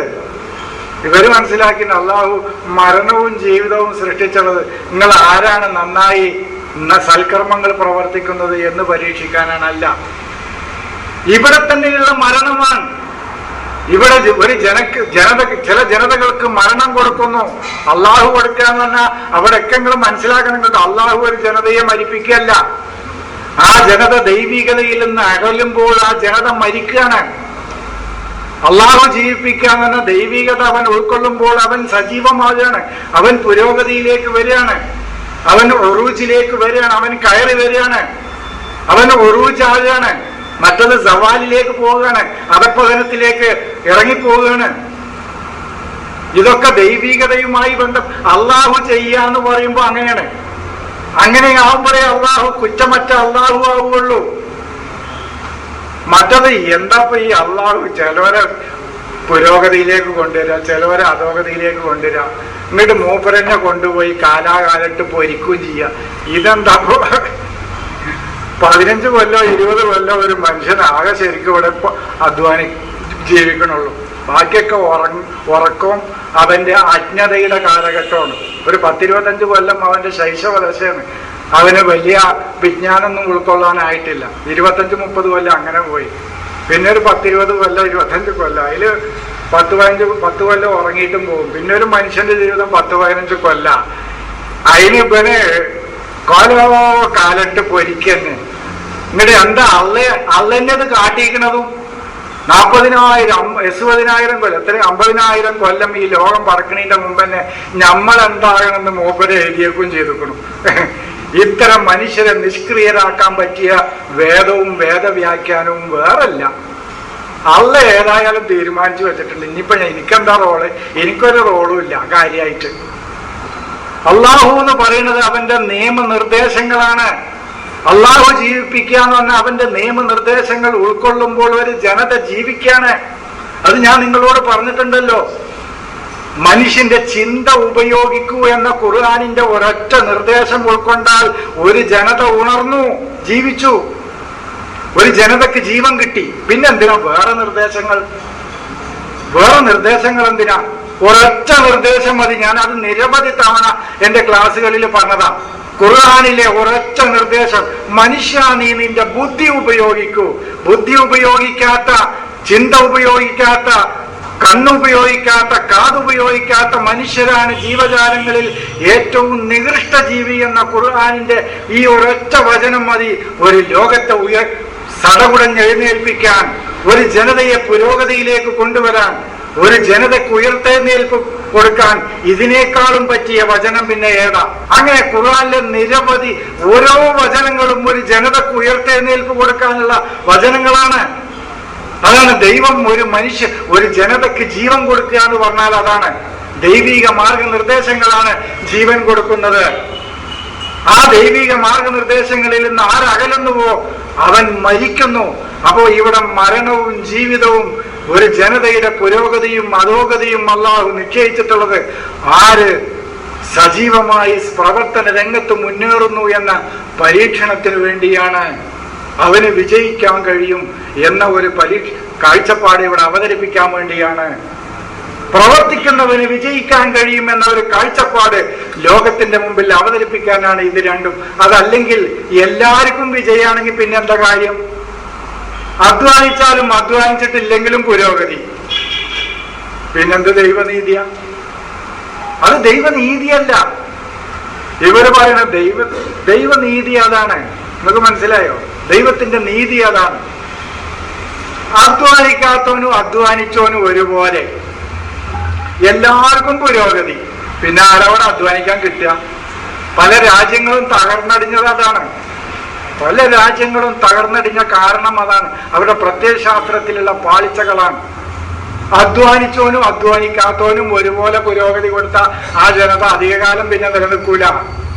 കാരണം വെറുതെ ഇരുന്ന് തിന്നാനല്ലേ എല്ലാവർക്കും പൂതിയാകുക. ആർക്കാ പണിയെടുത്തിട്ട് അധ്വാനിച്ച് ജീവിക്കാൻ ആർക്കാ താല്പര്യം ഉണ്ടാകുക? അപ്പൊ ഒരു ജനതയുടെ നിലനിൽപ്പേ അല്ല. നോക്കൂ നിങ്ങൾ, ഭയങ്കര ഒരു തിയറിയാണ് അവിടെ അവതരിപ്പിക്കുന്നത്. ഒരു ജനതയുടെ അല്ലെങ്കിൽ ലോകം തന്നെ നശിക്കുകയെ. എല്ലാവർക്കും അങ്ങനെ കൊടുത്താൽ പിന്നെ ഈ ലോകത്തിന്റെ എന്ത് പുരോഗതി ഉണ്ടാകുക? എല്ലാവർക്കും ഭക്ഷണം കിട്ടുന്നുണ്ട്, പണിയെടുത്താലും പണിയെടുത്തിട്ടില്ലെങ്കിൽ. അപ്പൊ നമ്മൾ ഒരു വീടെടുത്താൽ മതി, വേറെ രാജ്യമൊന്നും എടുക്കണ്ട, ഒരു വീടെടുത്താൽ മതി. ആ വീട്ടിലെ മക്കളെ ആ വാപ്പ ഇങ്ങനെ കൊടുന്ന് തിന്നാൻ കൊടുക്കണമെങ്കിൽ ആ മകനെ വല്ലാതെ അധ്വാനിക്കാനൊന്നും കിട്ടൂല. അവനെ വല്ലാതെ പണിയെടുക്കാനൊന്നും കിട്ടൂല. ഇഷ്ടംപോലെ സുഭിക്ഷമായി വാപ്പാടന്നെ ഉണ്ട്. പിന്നെ മൂപ്പരെ ദൂർത്തടിക്കാൻ കിട്ടും. ബാംഗ്ലൂരും മൈസൂരും ബോംബെയിലും ഒക്കെ ഒന്ന് പോയി ഒന്ന് ചെത്തി വരാൻ കിട്ടുവാണ്. പിന്നെ അധ്വാനിക്കാൻ കിട്ടൂല. വാപ്പ ഇഷ്ടം പോലെ പണം കൊടുത്തു. നേരെ മറിച്ച് അധ്വാനത്തിനാണ് പ്രതിഫലം എന്നുള്ള ഈ ഉന്നതമായ ആശയം. അപ്പോ ഇനി ആ ആയത്തിലേക്ക് തന്നെ വരാം. അപ്പോ ഹൽക്ക് എന്നുള്ളത് സ്വഭാവത്തിലുള്ള സൃഷ്ടിപ്പാണ് ഇവിടെ ഉദ്ദേശിക്കുന്നത്. അതാണ് ഖുലിക്കൽ ഇൻസാന അജൂല. അത് മനുഷ്യന്റെ സൃഷ്ടി, അത് മനുഷ്യൻ സ്വയം രൂപപ്പെടുത്തിയെടുത്താണ്. അത് അല്ലാഹു അല്ല. മനുഷ്യൻ ധൃതിയിലാണ് മനുഷ്യന്റെ സ്വഭാവം രൂപീകരിക്കപ്പെട്ടിട്ടുള്ളത്. പെട്ടെന്ന് കിട്ടണമെന്ന. അതാണ് ഖുലിക്കൽ ഇൻസാനു അജൂല. അജൂലായിട്ടാണ് മനുഷ്യന്റെ രൂപഘടന. അത് മനുഷ്യൻ സ്വയം രൂപപ്പെടുത്തിയെടുത്തതാണ്, അല്ലയല്ല. അതുകൊണ്ടാണ് ഖുലിക്ക എന്ന് പറഞ്ഞത്, കർത്താവില്ലാത്ത ക്രിയ പറഞ്ഞത്. ഖുലിക്ക, അവൻ രൂപപ്പെടുത്തപ്പെട്ടിരിക്കുന്നു. അത് അവൻ തന്നെ രൂപപ്പെടുത്തിയെടുത്തതാണ്. ആരാന്നുള്ള പറഞ്ഞിട്ടില്ല. ഉടനെ ബെനിഫിറ്റ് കിട്ടണം, അതാണ് അജൂല്. ഉടനെ ബെനിഫിറ്റ് കിട്ടണം. അതാണ് ഈ ലോകത്തിന്റെ ഒരു നാശത്തിന്റെ കാരണം. പെട്ടെന്ന് തന്റെ കർമ്മത്തിന് ഉടനെ റിസൾട്ട് കിട്ടണം. അത് തന്റെ സഹജീവിക്ക് നാശമായാലും ഈ രാജ്യം തന്നെ നശിച്ചാലും കുഴപ്പമില്ല എന്ന്. അത് അത്തരം ഒരു ചിന്ത വരുമ്പോഴാണ് ഈ ലോകത്തിന്റെ നാശത്തിന്റെ ഒരു കാരണം. അതാണ് ഈ അജലത്തിന്റെ ഖുർആൻ ഇത്രമാത്രം വിമർശിക്കാൻ കാരണം. അജലത്തെ ഖുർആൻ ഏറ്റവും കൂടുതൽ വിമർശിച്ച ഒന്നാണ്. അജലത്തല്ല വേണ്ടത്, ആഖിറത്താണ് വേണ്ടത്. അജലത്ത് എന്ന് പറഞ്ഞാൽ ഇപ്പൊ കിട്ടണം. അതായത് ഒരു വാഴ വെച്ചിട്ട് ഭൂമിയിൽ വെച്ചിട്ട് അതിന് എത്ര വളം കൊടുത്തിട്ടാണെങ്കിലും, എന്ത് കെമിക്കൽ കൊടുത്തിട്ടാണെങ്കിലും, എന്ത് രാസവസ്തുക്കൾ കൊടുത്തിട്ടാണെങ്കിലും 50 കിലോ കൊല എനിക്ക് കിട്ടുമെന്ന. അടുത്ത തലമുറയ്ക്ക് ഈ ഭൂമി നശിച്ചു പോയാലും കുഴപ്പമില്ല, ഈ പഴം തിന്ന് കുട്ടികൾ മുഴുവൻ മാരകമായ രോഗങ്ങൾക്ക് ഇരയായാലും കുഴപ്പമില്ല, എനിക്ക് കാശ് കിട്ടുമോ, ഉടനെ ബെനിഫിറ്റ് കിട്ടും. ഇവന്റെ തന്നെ അടുത്ത തലമുറ ഇത് തിന്നും എന്നുള്ളത് ഇവന്റെ വിഷയമല്ല. ഇവന്റെ അടുത്ത തലമുറ തന്നെ ഇതിന്റെ ഇരയാവും. ഇത്രയും ഈ മാരകമായ രോഗങ്ങൾക്ക് ഇരയായി തീരാൻ ഇവന്റെ തന്നെ അടുത്ത തലമുറ ഇതിന്റെ ഇരകളായി മാറും എന്നുള്ളത് ഇവന്റെ വിഷയമല്ല. എനിക്കെന്ത്, എന്റെ കീഴ്ചയിലേക്ക് എന്ത് ബെനിഫിറ്റ് കിട്ടുന്ന ഇവന്റെ ചിന്ത. ഇതാണ് അജലത്തിന്റെ സിദ്ധാന്തത്തെ ഖുർആൻ അങ്ങേയറ്റം വിമർശിച്ചിട്ടുള്ളത്. അജലത്ത് പാടില്ല, ആഖിറത്താണ് നിങ്ങൾക്ക് വേണ്ടത്. അതാണ് ഇജില്. അജലത്ത്, അതാണ് ഖുലിക്കൽ ഇൻസാനു അജൂല. അത് മനുഷ്യന്റെ ഒരു സ്വഭാവമാണത്. അല്ലാതെ ഇവന്റെ രൂപം അജൂലാണെന്നല്ല, ഈ ബോഡി അജൂലാന്നല്ല. മനുഷ്യന്റെ സ്വഭാവം അജൂലായിട്ടാണ്. പെട്ടെന്ന് കിട്ടണം ലാഭം, പെട്ടെന്ന് റിസൾട്ട് കിട്ടണം, ഉടനെ തനിക്ക് ബെനിഫിറ്റ് കിട്ടണം. ഇതാണ് എല്ലാ കമ്പനിക്കാരുടെയും എല്ലാ ആളുകളുടെയും, ഏത് കമ്പനി ആയാലും വേണ്ടില്ല, ഏത് പ്രൊഡക്റ്റ് ആയാലും വേണ്ടില്ല, ഏത് കാർഷിക രംഗത്തായാലും വേണ്ടില്ല, ഏത് മരുന്ന് കമ്പനികളായാലും വേണ്ടില്ല, ഉടനെ ബെനിഫിറ്റ് എനിക്ക് കിട്ടേണ്ട രൂപത്തിൽ ഇതിനെ സംവിധാനിച്ചത് കൊണ്ടാണ് ലോകത്തിന്റെ ഈ ദുരന്തങ്ങൾക്കൊക്കെ ഒരു കാരണം. അതിനെ ഖുർആൻ അത്യധികം വിമർശിച്ചിട്ടുണ്ട്. അതാണ് മൂസയുടെ സമൂഹം അജലത്തിനെയാണ്, എജിലിനെയാണ് ആരാധിച്ചത് എന്ന് പറഞ്ഞത്. അവരുടെ പ്രത്യയശാസ്ത്രം അതായിരുന്നു, അല്ലാതെ പശുക്കുട്ടിയല്ല. ആ ജനതയുടെ പ്രത്യയശാസ്ത്രം ഇജിലായിരുന്നു എന്ന് പറഞ്ഞത് അവർക്ക് അജലത്തായിരുന്നു അവരുടെ വിഷയം. പെട്ടെന്ന് തന്നെ കിട്ടണം, ആത്യന്തികമായി വിജയം കിട്ടേണ്ട ഒരു പ്രത്യയശാസ്ത്രത്തെ അല്ല അവരുടെ മനസ്സ് ഉൾക്കൊണ്ടത്. അവരുടെ ഹൃദയങ്ങൾ ഉൾക്കൊണ്ടത്, അവരുടെ മനസ്സ് ഉൾക്കൊണ്ടത് പെട്ടെന്ന് ബെനിഫിറ്റ് കിട്ടേണ്ട ആശയങ്ങളാണ് ആ ജനത ഉൾക്കൊണ്ടത് എന്ന് ഖുർആൻ പറഞ്ഞത്. അപ്പോ ഹൽക്ക് എന്താണ് ഞാൻ പറഞ്ഞത്? ഹൽക്കാണ് ഇപ്പൊ പറഞ്ഞത്. ഇതിലെ ഓരോ പദങ്ങളും വിശദീകരിച്ചു വരുമ്പോ ഈ സമയാവും. മിൻ തുറാബിൻ, തുറാബ് എന്ന് പറഞ്ഞാൽ അവൻ വളരെ വളരെ ഡസ്റ്റ്, വളരെ താഴ്ന്ന തട്ടിൽ നിന്ന്, അവൻ ചെളിയിൽ നിന്ന്, അഴുക്കിൽ നിന്ന് ആണ് അവൻ വരുന്നത് എന്ന് പറഞ്ഞാൽ സാംസ്കാരികമായ അഴുക്കാണ്, അല്ലാതെ ശരീരമല്ല. സാംസ്കാരികമായി ധാർമ്മികമായി വളരെ തിന്മകളുടെ അവസ്ഥയിൽ നിന്ന് ആണ് ഞാൻ നിങ്ങളെ രൂപപ്പെടുത്തിയെടുത്തിട്ടുള്ളത്. പിന്നെ പറ സുമ്മ മിൻ നുത്ഫത്തിൻ, പിന്നെ സുമ്മ അവിടെ ഹലക്കാന്ന് പിന്നെ വിട്ടിട്ടാണ്.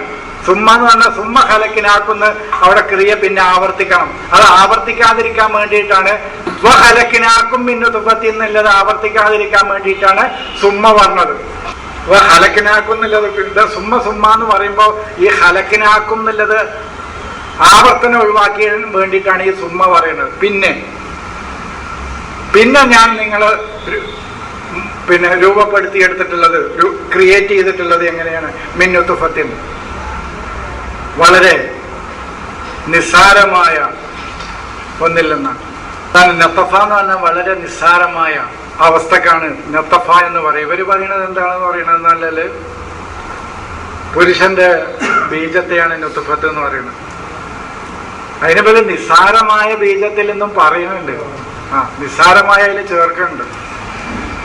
അതാണ് നിസ്സാരമായ ഒരു അവസ്ഥാവിശേഷത്തെയാണ് നത്തഫ എന്ന വാക്കുകൊണ്ട് അറബിയിൽ ഉദ്ദേശിക്കുന്നത്. അപ്പൊ സാംസ്കാരികമായി വളരെ നിസ്സാരമായ താഴ്ന്ന അവസ്ഥയിൽ നിന്ന് പിന്നീട് ഞാൻ നിങ്ങളെ രൂപപ്പെടുത്തിയെടുക്കുന്നു. അവന്റെ സാമൂഹികമായ ഓരോ മാറ്റങ്ങളെ കുറിച്ചാണ് പിന്നീട് പറയുന്നത്. സുമ്മ മിൻ അലക്കത്തിൻ, പിന്നീട് അവന് സമൂഹവുമായി അലക്കത്തായി, റിലേഷൻഷിപ്പായി, റിലേറ്റീവായി, സമൂഹത്തില് ബന്ധങ്ങളായി ഒട്ടിച്ചേരുക. താലൂക്കാത്ത് എന്ന് പറഞ്ഞാല് താലൂക്കാത്ത്, ഇവര് മുഅല്ലക്ക എന്ന് പറയണ്ടല്ലോ. ഈ അറബിയിൽ ഒരു സാഹിത്യകൃതിയുണ്ട്, മുഅല്ലക്കാത്തു സബ് എന്നാ പറയാം. 7 കവികളുടെ സമാഹാരം. അതിന്റെ ആ പുസ്തകത്തിന് മുഅല്ലക്കാത്ത് എന്ന് പറയാം, കെട്ടിത്തൂക്കി എന്നാണ് അതിന്. റിലേഷൻ, താലൂക്ക് എന്ന് പറഞ്ഞാൽ ഒരു ഭയങ്കരമായ ഒരു വ്യക്തിയോടോ മറ്റാരോടെങ്കിലോ ഭയങ്കരമായ ഒരു സ്നേഹത്തോടു കൂടി ഒരു അഫെക്ഷൻ ഉണ്ടെങ്കിൽ, കടുത്ത ബന്ധം ഉണ്ടെങ്കിൽ അതിന് താലൂക്ക് എന്നാ പറയാം. അവരുമായി ഭയങ്കര താലൂക്കാണെന്നാ പറയാം. താലൂക്ക്, റിലേഷൻഷിപ്പ്. അപ്പൊ സമൂഹവുമായി റിലേഷൻഷിപ്പ്, അടുത്ത ബന്ധമുണ്ടാക്കേണ്ട അവസ്ഥയിലേക്ക് പിന്നെ ഇവനെ ഞാൻ രൂപപ്പെടുത്തിയെടുക്കുന്നു. ഒരു മനുഷ്യന്റെ വിവിധ ഘട്ടങ്ങളിലൂടെയുള്ള വളർച്ചയാണ് ആ പറയുന്നത്. അപ്പൊ ആദ്യം അവൻ വളരെ തിന്മയുടെയും അഴുക്കിന്റെയും നിസ്സാരമായയുടെയും അവസ്ഥയിൽ നിന്ന് മെല്ലെ മെല്ലെ അവനെ രൂപപ്പെടുത്തിയെടുത്ത് അവൻ സമൂഹവുമായി അടുക്കുകയും റിലേഷൻഷിപ്പ് ഉണ്ടാക്കുകയും ബന്ധങ്ങൾ സ്ഥാപിക്കുകയും ചെയ്യുന്ന തരത്തിലേക്ക് അവൻ വൈജ്ഞാനികമായി സാംസ്കാരികമായി ഉയർന്നു വരുന്നു. ഒരു സമൂഹത്തിന്റെ പുരോഗതിയുടെ തുടക്കമാണ് ഈ പറയുന്നത്. ഇങ്ങനെയാണ് ഒരു സമൂഹം പുരോഗതിയിലേക്ക് എത്തുന്നത്. ഇത് ശാസ്ത്രീയമായി മനഃശാസ്ത്രപരമായി സമൂഹത്തിന്റെ ഡെവലപ്മെന്റിനെ കുറിച്ച് വിശദീകരിക്കുന്ന ആളുകളോട് നിങ്ങളോട് ചോദിച്ചാൽ മതി. ഇത് വളരെ വ്യക്തമായി അവർ വിശദീകരിച്ചു തരും. ഇങ്ങനെ തന്നെയാണ് ഒരു സമൂഹത്തിന്റെ പുരോഗതി ഉണ്ടായിത്തീരുന്നത്. പിന്നെ അവിടുന്ന് പിന്നെ അവൻ പോയിട്ട് സുമ്മമിൻ മുളുകത്തിൻ, പിന്നീട് അവൻ വൈവിധ്യമാർന്ന ഇവര് പറയുന്നത് മുളുകത്ത് എന്ന് പറഞ്ഞാൽ ചവച്ചരക്കുക എന്നാണ്. ചവച്ചരച്ച് തുപ്പിയ ഒരു ഇറച്ചി കഷ്ണം പോലെ ആകാനാണ്. ചവച്ചരക്കുക എന്ന് പറഞ്ഞാൽ വ്യത്യസ്തമായ പുരോഗതിക്ക് വേണ്ടിയിട്ടുള്ള ഫൈറ്റിംഗ് ആണ് അവന്. അതാണ് മുളുകത്ത്. ഫൈറ്റിംഗ് ആണ്. വളരെ അതിവേഗത്തിൽ നമ്മുടെ വായ കൊണ്ട് ചവച്ചരച്ച് ഒരു മാംസകഷ്ണം പുറത്തൊക്കെ തുപ്പിയാൽ എങ്ങനെയാണ് അതിനെ മുളുകത്ത് എന്ന് പറയാനാണ് ഇപ്പോഴത്തെ വ്യാഖ്യാനം. നമ്മൾ അതിവേഗത്തിൽ ഒരു സമൂഹത്തിന്റെ മാറ്റത്തിന് വേണ്ടി നമ്മുടെ വായയുടെയും മറ്റുള്ള അവയവങ്ങളുടെയും പ്രവർത്തനത്തെയാണ് മുളുകത്ത് എന്ന് പറയുന്നത്.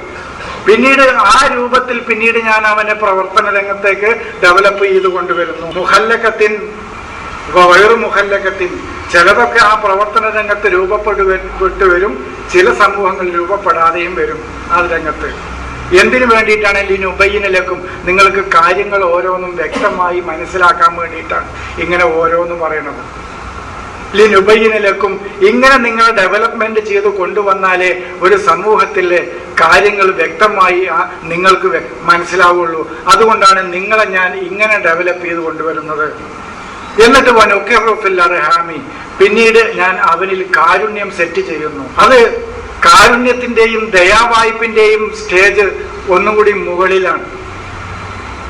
അത് ഡെവലപ്മെന്റിന്റെ കുറച്ചും കൂടി ഉയർന്ന തലത്തിലാണ്. കാരുണ്യം ഒരു വ്യക്തിയില്, മേഴ്സിഫുൾ ഒരു വ്യക്തിയില്, കൈൻഡ്നെസ് ഒരു വ്യക്തിയിൽ വരുന്നത് ഒന്നുകൂടി ഉയർന്ന ഒരു കുട്ടിയുടെയും മാതാവിനെ നിങ്ങൾ എടുത്തു നോക്കാണ്. ആരിലാണ് ഈ റഹമുണ്ടാവുക? മാതാവിലുണ്ടാവുക. കാരണം ആ സ്റ്റേജ് കുട്ടിക്ക് ഒരു സംരക്ഷണ ബോധം ഉണ്ടാവുള്ളൂ. താൻ സംരക്ഷിക്കപ്പെടണം എന്ന ഒരു ബോധേ ഈ ഉമ്മയോട് കുട്ടിക്ക് ഉണ്ടാവുള്ളൂ. ഒരു ഉമ്മയുടെ മടിത്തട്ടിൽ കിടക്കുന്ന കുഞ്ഞിന് അവനൊരു കൈൻഡ്നെസിന്റെ ഒരു മേഴ്സിഫുൾ ഒരു കരുണയുടെ ആ തലത്തിലേക്ക് ആ കുട്ടി അപ്പൊ വളർന്നിട്ടില്ല. നേരെ മറിച്ച് ആ മാതാവിന് ആ കുട്ടിയോട് തോന്നുന്നത് അനുകമ്പയാണ്, കാരുണ്യമാണ്. അതൊരു ഉയർന്ന തലത്തിലെ സ്റ്റേജാണെന്നാണ്. ഒരു സമൂഹത്തിന്റെ ഉയർന്ന മാനസികാവസ്ഥയുടെ ഒരു ഉയർന്ന തലത്തിലേക്ക് എത്തുമ്പോഴാണ് ഇവന് കരുണ ഇവനിൽ വളരുന്നത്. അത് ഒരു സമൂഹമാണെങ്കിലും അങ്ങനെ തന്നെയാണ്, ഒരു വ്യക്തിയാണെങ്കിലും അങ്ങനെ തന്നെ. ഒരു സമൂഹത്തിലാകട്ടെ ഒരു വ്യക്തിയിലാകട്ടെ കാരുണ്യത്തിന്റെ മാനസികാവസ്ഥയിലേക്ക് അവൻ എത്തണമെങ്കിൽ അവൻ വിജ്ഞാനത്തിന്റെയോ അത് കാരണം ഈ കാരുണ്യത്തിന്റെയും അനുകമ്പയുടെയും ആവശ്യകതയെക്കുറിച്ച് അവന് ബോധ്യം വരണം. ഈ കരുണ കൊണ്ട് എന്ത് സമൂഹത്തിന് നേട്ടം, ഈ അനുകമ്പ കൊണ്ട് എന്താണ് സമൂഹത്തിന് ഗുണം എന്ന ജ്ഞാനത്തിന്റെ ഒരു തലത്തിലേക്ക് അവൻ ഉയർന്നു വരുമ്പോഴാണ്, ആ തലത്തിൽ അവന്റെ മാനസികാവസ്ഥ വളരുമ്പോഴാണ് അവൻ അവിടേക്ക് എത്തുന്നത്. അതാണ് റഹ്മ എന്ന് പറഞ്ഞാൽ. അർഹാം എന്ന് പറഞ്ഞാൽ ഗർഭാശയല്ല. ഇവര് പറയുന്നത് പിന്നീട് ഞാൻ അവനെ ഗർഭാശയത്തിൽ നിക്ഷേപിക്കുന്നു. ഇപ്പൊ ഇതുവരെ എവിടെയായിരുന്നു? പിന്നെ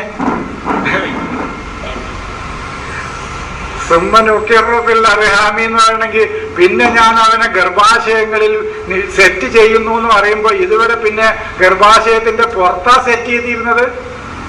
അർഹാം എന്ന് പറഞ്ഞ കരുണയാണ്. ഫത്തഖുല്ലാഹല്ലത്തി തസാഅലൂന ബിഹി വൽ അർഹാം. ഫത്തഖുല്ലാഹല്ലത്തി, അള്ളാഹുവിനെ നിങ്ങൾ സൂക്ഷിക്കണം. ദൈവത്തിന്റെ വിധിവിലക്കുകളെ ധിക്കരിച്ചാലുണ്ടാവുന്ന പ്രത്യാഘാതങ്ങളെ നിങ്ങൾ പ്രത്യേകം ശ്രദ്ധിക്കണം. പിന്നെ വൽ അർഹാമ, നിങ്ങൾക്കിടയിലുള്ള കാരുണ്യത്തെയും നിങ്ങൾ പ്രത്യേകം, ആ കാരുണ്യം സമൂഹത്തിൽ നിന്ന് ഇല്ലാതായാലുണ്ടാകുന്ന പ്രത്യാഘാതങ്ങളെയും നിങ്ങൾ സൂക്ഷിക്കണം കേട്ടോ എന്നാ. ഇവരെ എഴുതി വെച്ചിരിക്കണം എന്താണോ? ഗർഭാശയല്ല, അവിടെ കുടുംബ ബന്ധങ്ങൾ എന്നാ. അള്ളാഹിനെയും സൂക്ഷിക്കണം, കുടുംബ ബന്ധങ്ങളും പ്രത്യേകം സൂക്ഷിക്കണം കേട്ടില്ലേ. ഫത്തഖുല്ലാഹല്ലത്തി തസാഅലൂന ബിഹി വൽ അർഹാമ. അതിന് അവിടെ അവരർത്ഥം എഴുതിയിരിക്കണം അങ്ങനെയാണ്. അള്ളാഹിനെയും സൂക്ഷിക്കണം, കുടുംബ ബന്ധങ്ങളെയും സൂക്ഷിക്കണം. അർഹാം അതല്ല. റഹ്മെന്ന് കാരണം യുഫ്സിദൂന ഫിൽ അർളി, അവര് നാട്ടിൽ ഫസാദ് ഉണ്ടാക്കുന്നു. വതഖത്തഉൽ അർഹാമ, അവര് അർഹാമുകളെ മുറിച്ചു കളയുന്നു എന്ന് പറഞ്ഞാൽ ഗർഭാശയം എടുത്ത് കളയണു എന്നല്ല. ഓപ്പറേറ്റ് ചെയ്ത് എല്ലാ ഗർഭാശയവും ഖത്തഉ അൽ അർഹാമ എന്ന് പറഞ്ഞാൽ ഗർഭാശയങ്ങളെ പോലും മുറിച്ചു കളഞ്ഞു എന്നല്ല. സമൂഹത്തിൽ ഫസാദ്, അന്തഛിദ്രത ഉണ്ടാക്കുകയും സമൂഹത്തിലെ കാരുണ്യവും സ്നേഹവും അനുകമ്പയും ദിനാനുകമ്പയും ഈ പ്രവർത്തനങ്ങളൊക്കെ സമൂഹത്തിൽ നിന്ന് അവർ വിച്ഛേദിച്ച് കളയുകയും ചെയ്യുന്നു എന്നാണ് അർഹാം. അങ്ങനെ ഖുർആനിലെ റഹ്മത്ത്, റഹ്മാന് ഉപയോഗിച്ചതൊക്കെ അനുകമ്പ, കരുണ, ദയാവായ്പ് എന്നാണ് അർത്ഥം. അതാണ് അവര് സമൂഹത്തിൽ നിന്ന് ഇല്ലാതാക്കി കളഞ്ഞത് കരുണയാണ്, അനുകമ്പയാണ്, മേഴ്സിഫുൾ ആണ്, കൈൻഡ്നെസ് ആണ്. ഇത് സമൂഹത്തിൽ നിലനിൽക്കേണ്ടതാണ്. ഇത് നിലനിന്നെങ്കിൽ ഒരു സമൂഹത്തിന്റെ ഭദ്രതയുള്ളൂ.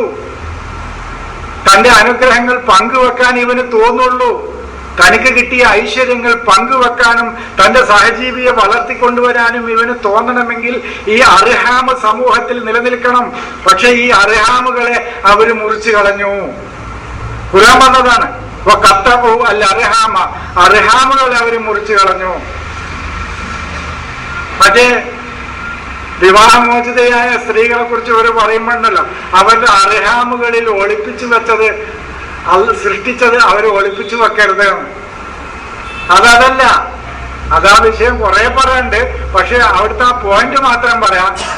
അവർക്കിടയിൽ ഈ പ്രശ്നങ്ങൾ ഉണ്ടാവുമ്പോൾ അവരുടെ മനസ്സിൽ അള്ളാഹു ഉണ്ടാക്കിയ കരുണയെ നിങ്ങൾ ഒളിപ്പിച്ചു വെക്കരുത്. ആ കരുണ അവിടെ പ്രദർശിപ്പിക്കണം. വിവാഹമോചനവും കാര്യം തീർക്കലൊന്നുമല്ല അവിടുത്തെ വിഷയം. മരിച്ച ഭർത്താവിന്റെ പെണ്ണ് ഇരിക്കലൊന്നുമല്ല അവിടുത്തെ വിഷയം. അത് ഞാൻ കഴിഞ്ഞ ക്ലാസ്സിൽ പറഞ്ഞു. മരിച്ച ഭർത്താവ് മരിച്ച ഭാര്യ യുദ്ധരിക്കണം, ഭാര്യ മരിച്ച ഭർത്താവ് യുദ്ധരിക്കണ്ട. അതെന്താ കഥാന്ന് മൂപ്പർക്ക് ഉടനെ പിറ്റേന്ന് തന്നെ പെണ്ണിട്ട ഒരു കുഴപ്പമില്ല. അതിനിപ്പോ ഒരു മുമ്പൊക്കെ പറഞ്ഞിരുന്ന കാരണം ഈ പെണ്ണിന്റെ വയറ്റിലേറ്റ വല്ല കുട്ടി ഉണ്ടെങ്കിലോ എന്ന് അറിയണം. ഇന്നിപ്പോ ആ സെക്കൻഡിൽ തന്നെ അറിയാലോ എന്ന് പറഞ്ഞപ്പോ അത് പറയണില്ല. ഇപ്പൊ പറയണ അതിപ്പോ ചോദിക്കണ്ട, അള്ള അങ്ങനെ പറഞ്ഞിരിക്കാണ്. ഇനിയിപ്പോ കാര്യമായിട്ടാണ് ഇനിയിപ്പോ വല്ലാതെ നിങ്ങൾ അതിനെ കുറിച്ച് വല്ലാതെ ഇനിയിപ്പോ ചോദിക്കണം. അള്ളയെന്ന് പറഞ്ഞത് അങ്ങനെ ബ്ലൈൻഡായിട്ട് വിശ്വസിച്ചാൽ മതി, ചോദ്യമൊന്നും വേണ്ട. അപ്പൊ എന്തിനും നമ്മൾ ന്യായം കണ്ടെത്തി അത് കാലം പൊളിക്കും. എന്ന പോലെ അവര് മറച്ചു വെക്കാൻ പാടില്ല. മാ ഹലക്കല്ലാഹു, അള്ളാഹു അവരിൽ രൂപപ്പെടുത്തിയെടുത്ത മിൻ അർഹാമിഹിന്ന, അവരുടെ ആ കാരുണ്യം, അള്ളാഹു അവരുടെ മനസ്സിൽ ഇട്ടുകൊടുത്ത ഒരു കാരുണ്യമുണ്ട്. ആ കാരുണ്യം അവർ പ്രദർശിപ്പിക്കേണ്ടി വരണം. അത് ഒളിപ്പിച്ചു വെക്കരുത് എന്നാണ് പറഞ്ഞത്. അത് രംഗത്ത് കൊണ്ടുവരണം. അതിന്റെ ഗുണം സമൂഹത്തിന് കിട്ടണം. അതാ വിഷയം പറയുമ്പോൾ നിങ്ങൾക്ക് കൂടുതൽ പറയാം. ഞാൻ ആ ആയത്തിലേക്ക് ഇപ്പൊ പോണില്ല. അത് പോയാൽ നിരവധി തലാഖും വിവാഹമോചനവും പിന്നെ ഭർത്താവ് മരിക്കലും കാര്യം തീർക്കലും 4 മാസത്തെ യുദ്ധരിക്കലും ഒക്കെ അതിന്റെ വിഷയമായിട്ട് വരും. ഇവിടെ ആ അർഹാമ് മാത്രം മനസ്സിലാക്കി. അവിടെ ഇപ്പൊ ഖുർആനിൽ പറഞ്ഞ അർഹാം ഒക്കെ എന്താണ്? കരുണയാണ്, ദയാവായ്പാണ്, അനുകമ്പയാണ്, കമ്പാഷനാണ്, മെഴ്സിഫുൾ ആണ് ഖുർആൻ പറയണത്.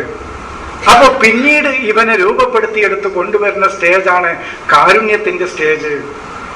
ഇങ്ങനെ കാരുണ്യത്തിന്റെ സ്റ്റേജിൽ അവൻ എത്തിക്കഴിഞ്ഞാലും അവൻ സ്വയം പര്യാപ്തനാവുകയില്ല. അവൻ അപ്പോഴും ഒരു ഡിപ്പെൻഡിങ്, ആ ആളുകളെ ആശ്രയിക്കേണ്ട അവസ്ഥയിൽ തന്നെ അവൻ എത്തിയിട്ടുള്ളൂ. അതാണ് സുമ്മനുഹരിജുക്കും തിഫിലൻ. പിന്നീട് നിങ്ങൾ കാരുണ്യത്തിന്റെയും നീതിയുടെയും വിജ്ഞാനത്തിന്റെയും സംസ്കാരത്തിന്റെയും ഒരു ശൈശവ ദശയിലെ നിങ്ങൾ അടുത്ത ഘട്ടം അവിടെയാണ്. അവര് തിഫിലായിട്ട്. അഹ്റജ എന്ന് പറഞ്ഞാൽ ഇവര് പറയുന്നത് പുറത്തേക്ക് വരലല്ലേ. ഞാനൊരു അഹ്റജ ഖുർആനിൽ വന്നതൊക്കെയാണ് ഓതിക്കൊടുത്തു. എവിടുന്ന പുറത്തേക്ക് വരുന്നത്? അഹ്രിജൂനി മിൻ ഇൽമിൻ, അറിവ് നിങ്ങൾ കൊണ്ടുവന്നു തരുമെന്നാണ്. ഈ അറിവ് എവിടുന്ന മാന്തി എടുക്കണത്? പുറത്തേക്ക് കൊണ്ടുവരിക എന്ന് പറഞ്ഞാൽ ഇവൻ രംഗത്ത് വരികയാണ്. അതാണ് ഇഹ്റാജ്. പുറത്തേക്ക് വരല്. പിന്നീട് അവൻ തിഫിലായിട്ട് പുറത്തു വരുന്നത് പറഞ്ഞാല് ഇവൻ കാരുണ്യം ഇവന്റെ മനസ്സിൽ രൂപപ്പെടുത്തപ്പെട്ടിട്ടുണ്ടെങ്കിലും സ്വയം നിലനിൽക്കാൻ ഈ സൊസൈറ്റിയോ വ്യക്തിയോ ആയിട്ടുണ്ടാവില്ല. അപ്പോഴും അവൻ മറ്റുള്ളവരെ ആശ്രയിക്കേണ്ട ഒരു ഘട്ടത്തിലേക്ക് എത്തിയിട്ടുള്ളൂ. ഇങ്ങനെ ഓരോ ഡെവലപ്മെന്റ്, ഓരോ പുരോഗതിയുടെ ഘട്ടങ്ങൾ. എന്നിട്ടാണ് പിന്നെ അവൻ പറയുന്നത് സുമ്മനുഹരിജക്കും തെബുലഹു അശുദ്ധക്കും. അങ്ങനെയാണ് നിങ്ങൾ നിങ്ങളുടെ പൂർണ്ണതയിലെത്തുന്നത്. നിങ്ങൾ നിങ്ങളുടെ പൂർണ്ണമായ അശുദ്ധിലെത്തിയത്. ഈ അശുദ്ധിലെത്തിലുമ്പോഴാണ് ദൈവികമായ ജ്ഞാനം അവനിൽ പൂർണ്ണമായിട്ടും കിട്ടുന്നത്. അത് ഖുർആൻ പറയുന്നത് വലമ്മ ബലഗ അശുദ്ധഹു ബലഗ 40 സനത്തൻ ആതൈനാഹു ഹുക്മ എന്ന് ഖുർആൻ പറയുന്നുണ്ട്. 40 വയസ്സായപ്പോൾ ഞാൻ അദ്ദേഹത്തിന് വഹി കൊടുത്തു. വലമ്മ ബലഗ അശുദ്ധഹു, അദ്ദേഹത്തിന്റെ വൈജ്ഞാനികമായ, സാംസ്കാരികമായ, ധാർമ്മികമായ ആ സ്ട്രെങ്തില്, ആ ശക്തി പ്രാപിച്ചപ്പോൾ അവിടെ എത്തുമ്പോഴാണ് അവന് ദൈവത്തെ ബോധ്യപ്പെടുന്നത്, ദൈവിക ജ്ഞാനത്തെ കുറിച്ച് അറിയുന്നത്. അത് 40 സനത്തിൽ തന്നെ അതിന്റെ ഐശ്വര്യപൂർണമായ അതിന്റെ അവസ്ഥയിൽ എത്തുമ്പോൾ എന്നാണ് അർത്ഥം. 40 ഒന്നുമല്ല. അവൻ പരിപക്വതയിൽ എത്തുമ്പോൾ, വിജ്ഞാനത്തിന്റെയും അറിവിന്റെയും പുരോഗതിയുടെയും അശുദ്ധിയിലെത്തുമ്പോൾ, അത് വൈജ്ഞാനിക രംഗത്ത്, മാനസികാവസ്ഥയുടെ രംഗത്ത്, സാംസ്കാരിക രംഗത്ത്, ഇങ്ങനെ ധാർമ്മിക രംഗത്തും ഒക്കെ അവൻ അവന്റെ പൂർണ്ണതയിൽ എത്തുമ്പോൾ, അവിടെ എത്തുമ്പോഴാണ് ദൈവികമായ ഹുക്മ്, ദൈവികമായ വിധിവിലക്കുകളെ കുറിച്ച് അവന് അവബോധം വരുന്നത്, അറിവ് കിട്ടുന്നത്, ജ്ഞാനം കിട്ടുന്നത്. അത് ഖുർആനിൽ പറയുന്നുണ്ട് ഫലമ്മ ബലഗ അശുദ്ധഹു വ ബലഗ 40 സനത്തൻ. അതെന്തിനു വേണ്ടിയിട്ടാണ് നിങ്ങളെ ഇങ്ങനെ ഡെവലപ്മെന്റ് ചെയ്ത് എടുക്കണത്? അതിനോടൊരാൾ ചോദിച്ചു, എന്തിനാ അള്ളാഹു ഇങ്ങനെ എടുക്കണത്? ഞാൻ പറഞ്ഞു, പത്തിരി 1 സെക്കൻഡ് കൊണ്ടും എടുക്കാം. അതിന്റെ പാകത്തിനുള്ള ചൂട് കൊടുത്തിട്ടും പത്തിരി നമുക്ക് ചുട്ടെടുക്കാം. 500 ഡിഗ്രി ചൂടാണ് കൊടുത്തിട്ട് പത്തിരിയാണ് അതിലിട്ടാ എടുക്കാൻ ഒഴിവുണ്ടാവില്ല, കരിഞ്ഞിട്ടുണ്ടാവും. അത് ഉപയോഗിക്കാൻ പറ്റൂല. സംഗതി അതാണ്. ഓരോന്നിനും അതിൻ്റെതായ പാകം കൊടുക്കണം. അത് പ്രകൃതി നിയമമാണത്. ഓരോന്നിനും അതിൻ്റെതായ പാകം കൊടുക്കണം. ഈ പെട്ടെന്ന് അങ്ങോട്ട് എടുത്തുകൂടെ എന്ന് ചോദിച്ചാൽ പറഞ്ഞിട്ട് കാര്യമല്ല. ഒരു ചക്കക്കുരു ഭൂമിയിലിട്ടാൽ അതൊരു മുള പൊന്തി അതിന് ശാഖോപശാഖകളായി വളർന്നു വന്ന് അതിങ്ങനെ അതിന്റെ ഒരു പാകണ്ടതിന് ഒരു സുപ്രഭാതത്തിൽ ഒറ്റ അടിക്കേണ്ട എടുത്തൂടെ എന്ന് വെച്ചാൽ അതിന്റെ പ്രത്യാഘാതങ്ങൾ വേറെ ഉണ്ടാവും. അതിനെ ഞാൻ നിസ്സാരമായ ഒരു ഉദാഹരണം പറഞ്ഞു. നമ്മളെ വീട്ടില് പെണ്ണുങ്ങൾക്കൊക്കെ പെട്ടെന്ന് മനസ്സിലാകാണ്. ഒരു പത്തിരി പാകത്തിനുള്ള ചൂട് കൊടുത്തിട്ട് അത് മഞ്ഞ നിറം വരാതെ കരിയാതെ വേവ് കിട്ടി അത് നമുക്ക് ഉപയോഗിക്കാൻ പാകത്തിൽ കിട്ടും. അല്ലെങ്കിൽ 500 ഡിഗ്രിയാണ് ചൂടാക്കി നമ്മള് പിന്നെ സ്റ്റവ് ഈ പാത്രം എന്നിട്ട് അതിൽ ഒരൊറ്റ ഇടല് ഇട്ടേക്കാൻ നമുക്ക് വെന്ത് കിട്ടും. പക്ഷെ ഇട്ടിട്ട് എടുക്കാൻ സമയം ഉണ്ടാവില്ല. അപ്പോഴത്തേന് അത് ബ്ലാക്കായി കറുത്തിട്ടുണ്ടാവുന്നേ വിഷയം. അപ്പൊ ഇങ്ങനെ ഈ സമൂഹത്തെ എന്തിനാണ് ഇങ്ങനെ ഡെവലപ്മെന്റ് ചെയ്തെന്ന് പറഞ്ഞാൽ ഇവന്റെ ഓരോരോ പുരോഗതിയിലേക്ക് ഇവനെ വളർത്തിക്കൊണ്ടുവന്ന് ഒരു സമൂഹത്തെ പുരോഗതിയിലേക്ക് എത്തിക്കാൻ. അങ്ങനെ അവനിൽ ഈ തബുലഹു അശുദ്ധഹു അവന്റെ അശുദ്ധിയിലെത്തുന്നു, അവന്റെ പരിപക്വതയിലെത്തുന്നു. സാംസ്കാരികമായി, വൈജ്ഞാനികമായി, ധാർമ്മികമായി അവൻ പരിപക്വതയിൽ. ഒരു കുട്ടിയെ പഠിപ്പിക്കുകയാണെങ്കിലും അങ്ങനെ തന്നെയല്ലേ. 1ാം ക്ലാസ്സിലെ കുട്ടിക്ക് പോളിനോമിയൽ പഠിപ്പിച്ചാൽ എങ്ങനെ ഉണ്ടാവും, ട്രിഗ്നോമെട്രി പഠിപ്പിച്ചാൽ എങ്ങനെ ഉണ്ടാവും, ത്രികോണമിതി. ഞാൻ പറഞ്ഞു 1ാം ക്ലാസ്സിലെ കുട്ടിക്ക് 1ാം ദിവസം ആനനെ പഠിപ്പിക്കാൻ പറ്റൂല എന്നാ ഞാൻ പറയാം. പഠിപ്പിച്ചാൽ തന്നെ ആ കുട്ടി ഓടിപ്പോവും. ഇതെന്താ ആനയാണോ എന്ന് പേടിച്ചിട്ട്. അതുകൊണ്ട് ആദ്യം പഠിപ്പിക്കുക. നമ്മളൊക്കെ 1ാം ക്ലാസ്സിൽ ചെന്നേക്ക് അന്ന് മാഷന്മാര് പഠിപ്പിച്ചിട്ടില്ല. പിന്നെ പഠിപ്പിച്ചിരിക്കണം. മാസങ്ങൾ കഴിഞ്ഞിട്ടാ പഠിപ്പിച്ചിരിക്കണം. പറയുമ്പോ 1ാമത്തെ അക്ഷര. അതാണ് അതിന് ഒരു ഫോളോ അപ്പ് ഉണ്ട്, അതിന് ഒരു തുടർച്ചയുണ്ട്. പഠനത്തിനായാലും ഏത് രംഗത്തായാലും അതിനൊരു തുടർച്ചയിൽ, ആ തുടർച്ചയിൽ കൊടുത്താലേ ഇത് ഉൾക്കൊള്ളാൻ കഴിയുള്ളൂ. അതാണ് അതാണ് ആരുടെ മുന്നിലും വെക്കാൻ പറ്റിയ ഒരു ഇതല്ലേ ഖുർആൻ. ഒരു സമൂഹത്തെ പുരോഗതിയിലേക്ക് കൊണ്ടുവരുന്ന ഡെവലപ്മെന്റ്. ആദ്യം ഹോപ്പ്ലെസ്, പ്രതീക്ഷയറ്റ ഒരു ജനസമൂഹം, അവൻ തിന്മയിൽ മുങ്ങിക്കളി അവസ്ഥ. അവിടുന്ന് അവന്റെ നിസ്സാരമായ എല്ലാതിനെയും പരിഗണിച്ചുകൊണ്ടും അതിനെയൊക്കെ അവഗണിച്ചുകൊണ്ടും അവൻ പുരോഗതിയിലേക്ക്. പിന്നെ അവൻ പുരോഗതിക്ക് വേണ്ടി ഫൈറ്റിംഗ്, മുളുകത്ത്. പിന്നെ അവൻ സമൂഹവുമായി റിലേഷൻഷിപ്പ് ഉണ്ടാക്കുന്നു. ഇന്ത്യയിൽ ഒരുപാട് തിയറികളുണ്ട്, പക്ഷെ സമൂഹവുമായി ഒരു റിലേഷനും ഇല്ല. ആ തിയറി അവിടെ ഇരിക്കുന്നല്ലാതെ ജനങ്ങൾക്ക് അതുകൊണ്ട് ഉപകാരം കിട്ടൂല. അത് നോക്കൂ, സമൂഹവുമായി അതേറെ വേണം, സമൂഹവുമായി റിലേഷൻ വേണം. ഇന്ത്യയിൽ ഭയങ്കര ഐഡിയോളജി ഉണ്ട്, ഭയങ്കര തിയറികളുണ്ട്. ഞാൻ അതും വായിച്ചിട്ട് എന്റെ വീട്ടിൽ അങ്ങനെ ഇരിക്കുക തന്നെ. ആരോടും മുണ്ടൂല, പുറത്തേക്ക് ഇറങ്ങിയാൽ മുണ്ടൂല, ആരോടും സംസാരിക്കൂല, ആരോടും ഒരു കുശലാന്വേഷണമില്ല, ഒരു റിലേഷൻഷിപ്പും ഇല്ല. ആ ഐഡിയോളജി അവിടെ ഇരിക്കുന്നല്ലാതെ ആളുകൾക്ക് ആ ഐഡിയോളജി കൊണ്ട് ആവശ്യമില്ല. അതാണ് ഈ ഐഡിയോളജി അവന്റെ പ്രവർത്തന രംഗത്ത് സമൂഹവുമായി അതിന്റെ റിലേഷൻഷിപ്പ് സ്ഥാപിക്കുന്നു. പിന്നീട് അവനിൽ മേഴ്സിഫുൾനെസ്സും കമ്പാഷനും ഉണ്ടാക്കുന്നു, കാരുണ്യവും ദയാവായ്പും അനുകമ്പയും ഉണ്ടാക്കുന്നു. അങ്ങനെ ഉണ്ടാകുമ്പോ തന്നെ അവൻ സമൂഹത്തിന് ഡിപ്പെൻഡ് ചെയ്യുന്ന ഒരു അവസ്ഥ വിശേഷം അപ്പോഴും അവനിൽ സംജാതമാവും, നിലനിൽക്കുന്നു, തിഫിലായി നിൽക്കുന്നു. അവിടുന്ന് വീണ്ടും അവന്റെ പരിപക്വതയിൽ എത്തുന്നു. ദൈവത്തെ തിരിച്ചറിയേണ്ട സ്ട്രെങ്ത്തിലേക്ക് അവൻ, പരിപൂർണതയിലേക്ക് അവൻ എത്തുന്നു. അങ്ങനെ അവൻ എത്തിക്കഴിഞ്ഞാൽ എന്ത് ചെയ്യുന്നു? ഒമിൻകും മൻ യതവഫ. അങ്ങനെ എത്തിയാൽ പ്രവർത്തനങ്ങളുടെ പൂർണ്ണത ലഭിക്കുന്ന ആളുകൾ നിങ്ങളിൽ ഉണ്ടാവും. ആ പ്രവർത്തനങ്ങളുടെ പൂർണ്ണത ലഭിക്കുന്ന ആളുകൾ. അങ്ങനെ നിങ്ങൾ പ്രവർത്തിച്ച് മുന്നേറുമ്പോൾ ആ പ്രവർത്തികളുടെ പൂർണ്ണ റിസൾട്ട് നിങ്ങൾക്ക് കിട്ടുന്ന സമൂഹങ്ങൾ നിങ്ങളിൽ ഉണ്ടാവും. വ്യക്തികളായാലും സമൂഹങ്ങളായാലും നിങ്ങളിലുണ്ടാവും. അതാണ് യുതവഫ എന്ന് പറയുന്നത്. നിങ്ങളിൽ മരിച്ചു പോകുന്ന ആൾക്കാർ നിങ്ങളിലുണ്ടാവും, മരിക്കാതെ വയസ്സ് നീണ്ടു കിടക്കുന്ന ആൾക്കാരുണ്ടാവും. ഓല് മരിച്ചൂലേ? അപ്പൊ മരിച്ചു കൂടെ നന്നങ്ങാടിയൊക്കെ പിന്നെ ഓല് എന്താ ഈ എഴുതിയേക്കണേ എനിക്കറിയാം.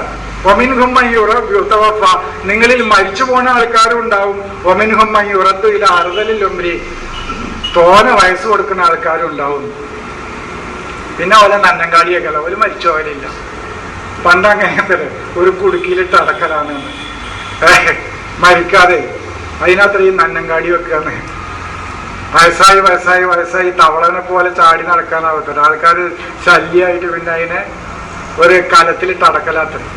അതാ തന്നെ നന്നങ്കാടിയൊക്കെ അതൊന്നും അല്ല ഇവിടെ പറയുന്നത്. വഫ യുവഫി ഔഫ യൂഫി തവഫ എന്ന പ്രവർത്തനങ്ങൾക്ക് പൂർണ്ണമായ പ്രതിഫലം കിട്ടുക. എവിടെ മരിക്കുക എന്നതിനർത്ഥം അത് ഞാൻ നിങ്ങൾക്ക് ഒരിക്കൽ വിശദീകരിച്ച് നോക്കണം. എവിടെയെന്ന് എനിക്കറിയില്ല. വഫ യഫി തവഫ യതവഫ എന്ന് പറഞ്ഞാൽ പൂർണ്ണമായ ഫലം കൊടുക്കുക. മരിക്കാന്ന് മരിപ്പിക്കാന്ന് ഖുർആനിലെ അർത്ഥേ ഇല്ല, ഒരു സ്ഥലത്തും ഇല്ല അർത്ഥം. അതാണ് നേരത്തെ ഞാൻ പറഞ്ഞ പെണ്ണുങ്ങൾ മരിച്ചു പോകാന്നുണ്ടല്ലോ, മരിച്ചു പോകലല്ല. വല്ലദീന യുതവഫൗന മിൻകും വയദറൂന അസ്വാജൻ തന്നെ ഇവിടെ ഭാര്യമാരെ ഉപേക്ഷിച്ചിട്ട് ഭർത്താക്കന്മാർ നിങ്ങളിൽ നിന്ന് മരിച്ചു പോവുകയാണെങ്കിൽ എന്നല്ല. വല്ലദീന യുതവഫൗന മിൻകും നിങ്ങളിൽ നിന്ന് പൂർണ്ണമായ പ്രതിഫലം കിട്ടണമെന്ന് ആഗ്രഹിക്കുന്ന ആളുകൾ, വയദറൂന അസ്വാജൻ തന്റെ സഹസമൂഹങ്ങളെയും കൂടി വളർത്തി കൊണ്ടുവരണമെന്ന് ആഗ്രഹിക്കുകയും ചെയ്യുന്ന ആളുകൾ മരിച്ചു പോകല്ല. ഈസനോട് പറഞ്ഞു ഇന്നീ മുതവഫീക വറാഫിയുക ഇലയ്യ, നിന്നെ ഞാനാണ് മരിപ്പിച്ചത് എന്നല്ല. ബാക്കിയുള്ളവരെയൊക്കെ അസ്രായീലാണ്. ഇന്നീ തീർച്ചയായും ഞാനാണ് മുതവഫീക, നിന്റെ പ്രവർത്തനങ്ങൾക്ക് പൂർണ്ണമായ റിസൾട്ട് തരുന്ന ആള് ഞാനാണ്.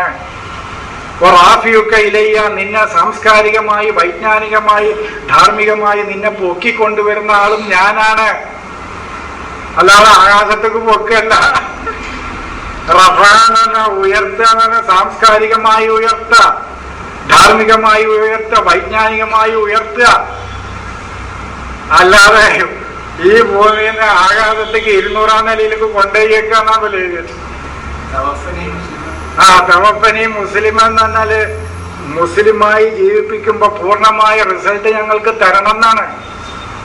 പിന്നെ വാൽഹിക്കിനാബി സാലിഹി എന്ന് പറഞ്ഞാൽ പിന്നെ എവിടുക്കാൻ മരിപ്പിച്ചിട്ട് പിന്നെ എവിടെ ഇവിടുത്തെ സാലിഹ്യങ്ങളൊപ്പം ചേർത്തുന്നു. ഈ സമൂഹത്തിന്റെ പരിഷ്കരണ പ്രവർത്തനങ്ങളിൽ പ്രവർത്തിക്കുന്ന ആളുകളുടെ കൂടെ ഞങ്ങളെ ചേർക്കണം. അവരുടെ കൂടെ നിന്നുകൊണ്ട് ഞങ്ങൾക്ക് പൂർണ്ണമായ പ്രവർത്തനങ്ങൾക്ക് റിസൾട്ട് തരണം. ഞങ്ങളുടെ പ്രവർത്തനങ്ങൾക്ക് പൂർണ്ണമായ റിസൾട്ട് തരണം.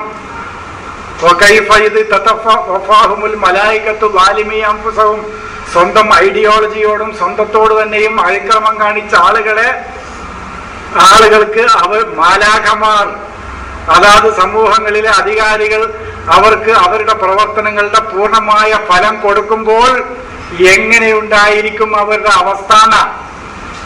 അല്ലാതെ ചന്തിക്കും മൂത്തക്കും തല്ലുമ്പോ എങ്ങനെ ഉണ്ടാവുന്നല്ല. അങ്ങനെ വരെ എഴുതി വെച്ചിക്കണ്. എള്ളരിപ്പൂന വുജൂഹവും വധുബാധവും. നല്ല ചന്തിക്ക് നല്ല ചുട്ടപടിയും മൂത്തക്ക് നല്ല ചുട്ടപടിയും മലക്കുകൾ കൊടുത്തിട്ട് അക്രമികളായ ആളുകളുടെ റൂഹ് ഊരിക്കൊണ്ടുപോകുമ്പോ ഓരോ അവസ്ഥ എങ്ങനെ ഉണ്ടാവുന്ന വിലയിരുത്തി. അവരുടെ അവസ്ഥ എങ്ങനെ ഉണ്ടാവില്ല. അവര് സുഖമായി മരിച്ചു, ഒരു കുഴപ്പമില്ല. വെറുതെ ഇത് പറഞ്ഞിട്ടാണ് ആൾക്കാരെ പേടിപ്പിക്കുന്നത്. ദൈവത്തിന്റെ പ്രകൃതിദത്തമായ ഒരു നിയമം അത് പറഞ്ഞിട്ട് അവർ പേടിപ്പിക്കണം. മരണം പ്രകൃതിദത്തമായ ദൈവിക നിയമമാണ്, അതിനെന്തിനാ പേടിക്കണത്? അത് പ്രകൃതി നിയമമാണ്. അത് മരിക്കുക എന്നുള്ളത് അത് പറഞ്ഞിട്ട് ഖബറിലെ ഇടി പറഞ്ഞിട്ട് പരലോകത്തിലെ ഇടി പറഞ്ഞിട്ട് ഇതൊക്കെയാണ് ആളെ പേടിപ്പിച്ച് നിർത്തുകയാണ്. ഇവിടെയാണ് ഈ പുരോഹിതന്മാരുടെ വിജയം. ഇത് ദൈവത്തിന്റെ കർക്കശമായ നിയമമാണ്. അതിനെന്തിനെ പേടിക്കണമെന്ന്? ജനനമുണ്ടോ മരിക്കൽ നിർബന്ധം, അതിന് വെറുതെ പേടിച്ചിട്ടൊന്നും കാര്യമല്ല. ഇപ്പോൾ അതൊന്നല്ല. വകൈഫ എങ്ങനെയുണ്ടായിരിക്കും ഇത് തതവഫാഹുൽ മലായികത്തു, മാലാകന്മാർ അവരുടെ പ്രവർത്തനങ്ങൾക്ക് പൂർണ്ണമായ ഫലം കൊടുക്കും. അത് നന്മയാണെങ്കിൽ നന്മ, തിന്മയാണെങ്കിൽ തിന്മ, അതിന്റെ റിസൾട്ട് കൊടുക്കും. ആർക്ക്? ലാലിമി അംഫുസഹും, സ്വന്തം ഐഡിയോളജി തന്നെ നശിപ്പിച്ച് അനീതി പ്രവർത്തിച്ച ആളുകൾക്ക്. എല്ലരിപൂന, അവർക്ക് വിവരിച്ചു കൊടുത്തുകൊണ്ട്, വുജൂഹവും അവരുടെ വീക്ഷണങ്ങളും ചിന്താഗതികളും എന്തായിരുന്നു എന്നും, വാദ്ബാറഹും അവരെന്തൊക്കെയാണ് കാൽക്കുലേറ്റ് ചെയ്തതെന്നും എന്തൊക്കെയാണ് അവര് സംവിധാനിച്ചതും. ദബ്ബറ എന്ന് പറഞ്ഞാൽ അഫലായത്തപ്പുറവിൽ ഖുർആൻ എന്ന് പറഞ്ഞില്ലേ, ഖുർആനെ ഉറ്റാലോചിക്കുക. ഫൽ മുദബ്ബിറാത്തി അംറ, കാര്യങ്ങൾ നിയന്ത്രിക്കുകയും നിശ്ചയിക്കുകയും ചെയ്യുക. അപ്പൊ നിങ്ങൾ എന്തൊക്കെ കാൽക്കുലേറ്റ് ചെയ്തു, എന്തൊക്കെ എന്തൊക്കെയാണ് ആസൂത്രണം ചെയ്തത്? നിങ്ങൾ ആസൂത്രണം ചെയ്ത പദ്ധതികൾ എന്തൊക്കെയായിരുന്നു? നിങ്ങളുടെ വീക്ഷണങ്ങൾ എന്തൊക്കെയായിരുന്നു? ഇതൊക്കെ അവർക്ക് വിവരിച്ചു കൊടുത്തുകൊണ്ടാണ് അതിന്റെ റിസൾട്ടും അതിന്റെ ആ പ്രവർത്തനങ്ങളുടെ പൂർണ്ണ ഫലവും അവർക്ക് കൊടുക്കുക. അങ്ങനെ കൊടുക്കുമ്പോൾ അവരുടെ അവസ്ഥ എങ്ങനെ ഉണ്ടായിരിക്കും എന്ന് നിങ്ങളൊന്ന് ആലോചിച്ച് നോക്കുക. അപ്പോ പിന്നെ എന്ന് പറഞ്ഞല്ലോ, കരാറുകൾ പൂർത്തീകരിക്കുക. അതിന്റെ റൂട്ട് വേർഡ് വഫാന്നാണ്. വാഹ് ഫാഹ് യാൾ, അതിന് തവഫാന്നുണ്ടാകണം. തഫഅല വസിൽക്ക് കൊണ്ടുവരുമ്പോ വേറെ ഒന്നുമില്ല. അപ്പൊ ഖുർആനിൽ ഒരു സ്ഥലത്തും വഫ, യഫി, തവഫ, ഔഫ, യൂഫി എന്നൊന്നും പറഞ്ഞാൽ മരിപ്പിക്കുക എന്നല്ല, പൂർണ്ണമായിട്ടും കൊടുക്കുക എന്ന, പൂർത്തീകരിച്ചു കൊടുക്കുക, ഒന്നും ബാക്കിയാക്കാതെ പൂർത്തീകരിച്ചാൽ കൊടുക്കുക. അപ്പൊ അവർക്ക് തങ്ങൾ ചെയ്ത പ്രവർത്തനങ്ങളുടെ അങ്ങനെ പരിപക്വതയിലും പൂർണ്ണതയിലും സ്ട്രെങ്ത്തിലും എത്തിക്കഴിഞ്ഞ ജനസമൂഹങ്ങൾക്ക് അവരുടെ പ്രവർത്തിച്ച പൂർണ്ണ പ്രതിഫലം കൊടുക്കുന്ന ജനസമൂഹങ്ങൾ നിങ്ങളിലുണ്ടാവും. അതാണ് ഞാൻ എൻ്റെ തുടക്കത്തിൽ പറഞ്ഞത്. പൂർണ്ണമായ റിസൾട്ട് കിട്ടിയ പല ജനസമൂഹങ്ങളും ലോകത്ത് ഇന്നുമുണ്ട്, ഇനി എന്നും ഉണ്ടാവും. പ്രവർത്തിച്ചവർക്ക് അവരുടെ പൂർണ്ണ റിസൾട്ട് കിട്ടി. യൂറോപ്പ് പുരോഗതിയിലെത്തി. ഒരു കാലഘട്ടത്തിൽ അവരെവിടെയായിരുന്നു? ഇനി അവരിൽ ആരുണ്ടാവും? അവരിൽ എത്യോപ്യ ഉണ്ടാവും. അതാണ് ഒമിൻകും യുറദ്ദുഇല അർദലിൽ ഉംരി. സാംസ്കാരികമായി വൈജ്ഞാനികമായി തങ്ങളുടെ ജീവിതത്തിൽ വളരെ മോശമായ അവസ്ഥയിലേക്ക് തിരിച്ചു പോകുന്നവരും അവരിലുണ്ടാവും. അതാണ് അറുതല്. അറുതല് എന്ന് പറഞ്ഞാൽ തോന വയസ്സ് എന്നല്ല. എവിടുന്ന ഈ തോന വയസ്സെന്ന് കിട്ടി? ഖുർആൻ ചോദിക്കുന്നുണ്ട്, ആ നൂമിനുലക്ക, നിനക്ക് ഞങ്ങൾ വിശ്വസിച്ചു തരണമെന്നാണോ നീ പറയുന്നത്? ഒത്തപഴക്കൽ അറുതലൂൻ, നിന്നെ പിന്തുടർന്ന ആളുകൾ അറുതലീങ്ങളായിരിക്കെ, നിന്നെ പിന്തുടർന്ന ആളുകൾ അറുതലീങ്ങളും അറുതലൂന്നും രണ്ട് സ്ഥലത്ത് പറഞ്ഞിട്ടുണ്ട്. ഏറ്റവും നികൃഷ്ടരും സാംസ്കാരികമായി വളരെ താഴെ തട്ടിൽ കിടക്കുന്ന ആളുകളുമാണ് നിന്റെ കൂടെയുള്ള ആളുകൾ. അവർ അവഹേളനയായിട്ട് പറഞ്ഞതാ. അപ്പൊ വളരെ താഴെ തട്ടിൽ കിടക്കുന്ന, വളരെ സാംസ്കാരികമായി ഫളീലത്തിന്റെ വിപരീതമാണ് റദീലത്ത്, അറുതല്. അഫ്ളലിന്റെ വിപരീതമാണ് അറുതല്. ഏറ്റവും ഉത്കൃഷ്ടവുമായ ശ്രേഷ്ഠമായ സ്വഭാവങ്ങളും മേന്മകളും ഉൾക്കൊണ്ട ആളുകളാണ് അഫ്ളല്. ഏറ്റവും മോശമായ അവസ്ഥയിൽ കഴിയുന്ന, വൈജ്ഞാനികമായി വളരെ താഴെ തട്ടിൽ കഴിയുന്ന അവസ്ഥക്കാണ് അറുതല്. അപ്പൊ തങ്ങളുടെ ആയുസ്സിൽ വളരെ മോശമായ അവസ്ഥയിലേക്ക് തിരിച്ചു പോകുന്നവരും അവരിലുണ്ടാവും. യുറത്തു എന്ന് പറഞ്ഞാൽ തിരിച്ചു പോവുക എന്നാണ്. എവിടുന്ന ഇവര് തിരിച്ചു പോവുകയല്ല, പിന്നെയും വയസ്സിലേക്ക് അങ്ങോട്ട് പോവുക ചെയ്യണത്. മറ്റേ വയസ്സാകലാണെങ്കിൽ ഇതൊരു പ്രാപഞ്ചിക നിയമമാണ്. ഒരു കല്ല് നമ്മൾ എടുത്തെറിഞ്ഞാൽ അത് പോയോടത്തേക്ക് പിന്നെ റിട്ടേൺ വരും. ഇത് രണ്ട് പാരലൽ സമാന്തരങ്ങൾ ഒരിക്കലും യോജിക്കൂല. സമാന്തരങ്ങൾ ആയ രണ്ട് രേഖകൾ പോയിക്കൊണ്ടേ ഒരിക്കലും കൂട്ടിമുട്ടൂല. നേരെ മറിച്ച് സറൗണ്ടിങ് ആണത്. ഒരു ജനതക്ക് പുരോഗതി വന്നാൽ ആ ജനത ആ വിജ്ഞാനവും അറിവും അവരുടേതും ഉപയോഗിച്ച് പ്രവർത്തന രംഗത്ത് മുന്നേറിയിട്ടില്ലെങ്കിൽ പിന്നീട് അവർക്ക് തിരിച്ചു പോക്കാണ്. എന്താ നിങ്ങൾ പറയുന്നത്? ഒരു ജനതയുടെ പുരോഗതിയെ കുറിച്ച് ഇതിനേക്കാൾ വരച്ച് കാണിക്കാൻ പറ്റിയ ആശയം പിന്നെ എന്താ ഉള്ളത്? ഒമിൻകും, നിങ്ങളിൽ ഉണ്ടായിത്തീരും മൈ ഉറത്തു, തിരിച്ചു പോകുന്നവർ. ഖുർആൻ പറഞ്ഞ ഫറുദ്ദൂഹു ഇലല്ലാഹി വറസൂൽ, അള്ളാഹുവിലേക്കും റസൂലിലേക്കും അത് തിരിച്ചു വിടുകയാണ്. റദ്ദ, മടക്കി കൊടുക്കാം. ഞങ്ങള് കുട്ടികൾക്ക് റദ്ദു റിസാല എന്ന് പറയാം. കത്ത്, മറുപടി കത്ത്, റദ്ദു റിസാല എഴുതാൻ കൊടുക്കും കുട്ടികൾക്ക്. റിസാലക്ക് റദ്ദ്, മറുപടി തിരിച്ച്. എന്ന പോലെ തന്നെ റദ്ദാണ്, തിരിച്ചാണ്, തിരിച്ചു പോക്കുണ്ടാവും. ഇവന്റെ ഡെവലപ്മെന്റ് ഈ ഓരോ സാംസ്കാരികമായി പിന്നെ തിന്മകളുടെയും അഴുക്കിന്റെയും ആ അവസ്ഥയിൽ നിന്ന് അവൻ ഡെവലപ്പായി അശുദ്ധിലെത്തി പ്രവർത്തന രംഗത്ത് മുന്നേറി ആ പ്രവർത്തനങ്ങൾക്ക് പൂർണ്ണമായ റിസൾട്ട് കിട്ടുന്ന ജനത നിങ്ങളിലുണ്ടാവും. എന്നാൽ ഇതൊക്കെ എത്തി ഇതൊന്നും ഉപയോഗപ്പെടുത്താതെ തിരിച്ചു പോകുന്ന ആളുകൾ നിങ്ങളിലുണ്ടാവും. അവരുടെ അറിവ് കിട്ടിയിട്ടും ആ അറിവില്ലാത്ത ഒരു ജനതയുടെ ആളുകളെ പോലെ ആയിത്തീരുന്നതിന് വേണ്ടി ആ അറിവ് അവർ ഉപയോഗിച്ചില്ല. അപ്പൊ അവരറിയാത്ത ആളുകളെ പോലെയായി. ജ്ഞാനം കിട്ടി, ജ്ഞാനം ഉപയോഗിച്ചില്ല. സംസ്കാരം കിട്ടിയ സംസ്കാരം ഉപയോഗിച്ചില്ല. അപ്പൊ ജ്ഞാനം കിട്ടാത്ത ആളുകളെ പോലെയായി അവർ മാറി. അറിവ് കിട്ടാത്ത ആളുകളെ പോലെ അവർ മാറി. ശാസ്ത്രീയമായ ജ്ഞാനം കിട്ടിയ ആളുകളെ പോലെ അവരായില്ല. അപ്പോ അതുപോലെ ആകാതിരിക്കുന്നതിന് വേണ്ടി അവര് തിരിച്ചു പോകുന്ന ആളുകളും നിങ്ങളിലുണ്ട്. ഇനി അതിനൊരു ഉദാഹരണം പറഞ്ഞു. ഇവിടെ ഭ്രൂണശാസ്ത്രമല്ല ഖുർആൻ പറഞ്ഞത്, മനുഷ്യന്റെ സാംസ്കാരികമായ റീസറക്ഷൻ, ഒരു പുനരുത്ഥാനത്തെ കുറിച്ച് ആണ് ഖുർആൻ വിവരിക്കുന്നത്. അത് ഞാൻ കഴിഞ്ഞ എപ്പോഴോ പറഞ്ഞല്ലോ, ഖുർആൻ ശാസ്ത്രീയമായ ഒരു ഗ്രന്ഥമല്ല. അങ്ങനെയാണെങ്കിൽ വെള്ളത്തിലുള്ള മൂലകങ്ങളും കൂടി ഖുർആൻ പറഞ്ഞിട്ടില്ല. എത്ര ഹൈഡ്രജൻ ആറ്റം ഉണ്ട്, എത്ര ഓക്സിജൻ ആറ്റം ഉണ്ടെന്നും ഖുർആൻ പറഞ്ഞു. ഈ ഭ്രൂണശാസ്ത്രം പറയുന്നതിനേക്കാൾ കൂടുതൽ നബിക്ക് വല്ല ഉപകാരപ്പെട്ട ശാസ്ത്രം പറഞ്ഞു കൊടുക്കുകയാണെങ്കിൽ നബി അത്രയും സുഖമായിട്ട് ജീവിച്ചിരുന്നു. അതും റസൂൽ എന്തുകൊണ്ട് അള്ളാഹ് പറഞ്ഞു കൊടുത്തില്ല? ഒരു സൈക്കിളിന്റെ ശാസ്ത്രമെങ്കിലും പറഞ്ഞു കൊടുത്തെങ്കിൽ നന്നായിരുന്നു എന്നാ ഞാൻ പറഞ്ഞു. എന്നാലെങ്കിലും മൂപ്പർക്ക് ആ മരുഭൂമി കൂടി, അല്ലെങ്കിൽ ഒരു വീട് കെട്ടേണ്ടത്, ഒരു കക്കൂസ് കെട്ടേണ്ട ശാസ്ത്രം, ഈ ഭ്രൂണശാസ്ത്രം കൊണ്ട് ലോകത്തിനെന്താ ഉപകാരം? നീ ഇതുപോലെയാണോ? അതിന് ഗൈനക്കോളജിസ്റ്റോട് ചോദിച്ചാലേ ഇപ്പൊ കിട്ടുള്ളൂ, ഇതിങ്ങനെ തന്നെയാണോ, ഇതിങ്ങനെ തന്നെയാണോ സംഗതി എന്ന്. പക്ഷെ ശാസ്ത്രം ഇവര് പറയും കുറെയൊക്കെ ഇതിനെ ശരി വെച്ചുകൊണ്ട് ഇവിടെ തന്നെ നിലനിർത്താൻ വേണ്ടിയിട്ട് ജൂതന്മാര് ശാസ്ത്രമൊക്കെ ഉണ്ടാക്കും. അത് പറയാം. അപ്പൊ ഈച്ചക്ക് ശാസ്ത്രം ഉണ്ടാക്കിയ ആൾക്കാരവർ ഉന്നത്ത് കഴിക്കണേന് എന്തുമാത്രം ശാസ്ത്രം അവരുണ്ടാക്കി വെച്ചിട്ട്. ഇപ്പോ മറ്റേ ഇയാള് മാർപ്പാപ്പ പറഞ്ഞത് എന്താണ്? ആകാശഭൂമികൾ ഒട്ടിച്ചേർന്ന് കിടക്കുകയായിരുന്നു, ബിഗ് ബാങ് തിയറി ആണ്. അതും ചിലപ്പോ ഇതിനെ സോപ്പിടാനാ കാരണം. ഖുർആനിലും ഇങ്ങനെയുണ്ട്. ഖുർആനിൽ ബിഗ് ബാങ് തിയറി ഒന്നല്ല പറയണത്. അന്ന സമാവാത്തി വല്ല കാനത്താറത്തക്കെന്ന ഉയർന്ന സമൂഹങ്ങളും താഴ്ന്ന സമൂഹങ്ങളും അവരുടെ അവകാശങ്ങളോ കരാറുകളോ പാലിക്കാതെ പരസ്പരം ഇഴുകിച്ചേർന്ന് ജീവിക്കുകയായിരുന്നു എന്നാണ് ആ പറഞ്ഞതിന്റെ അർത്ഥം. അവരുടെ അവകാശങ്ങളെ കുറിച്ച് ബോധ്യപ്പെടാതെ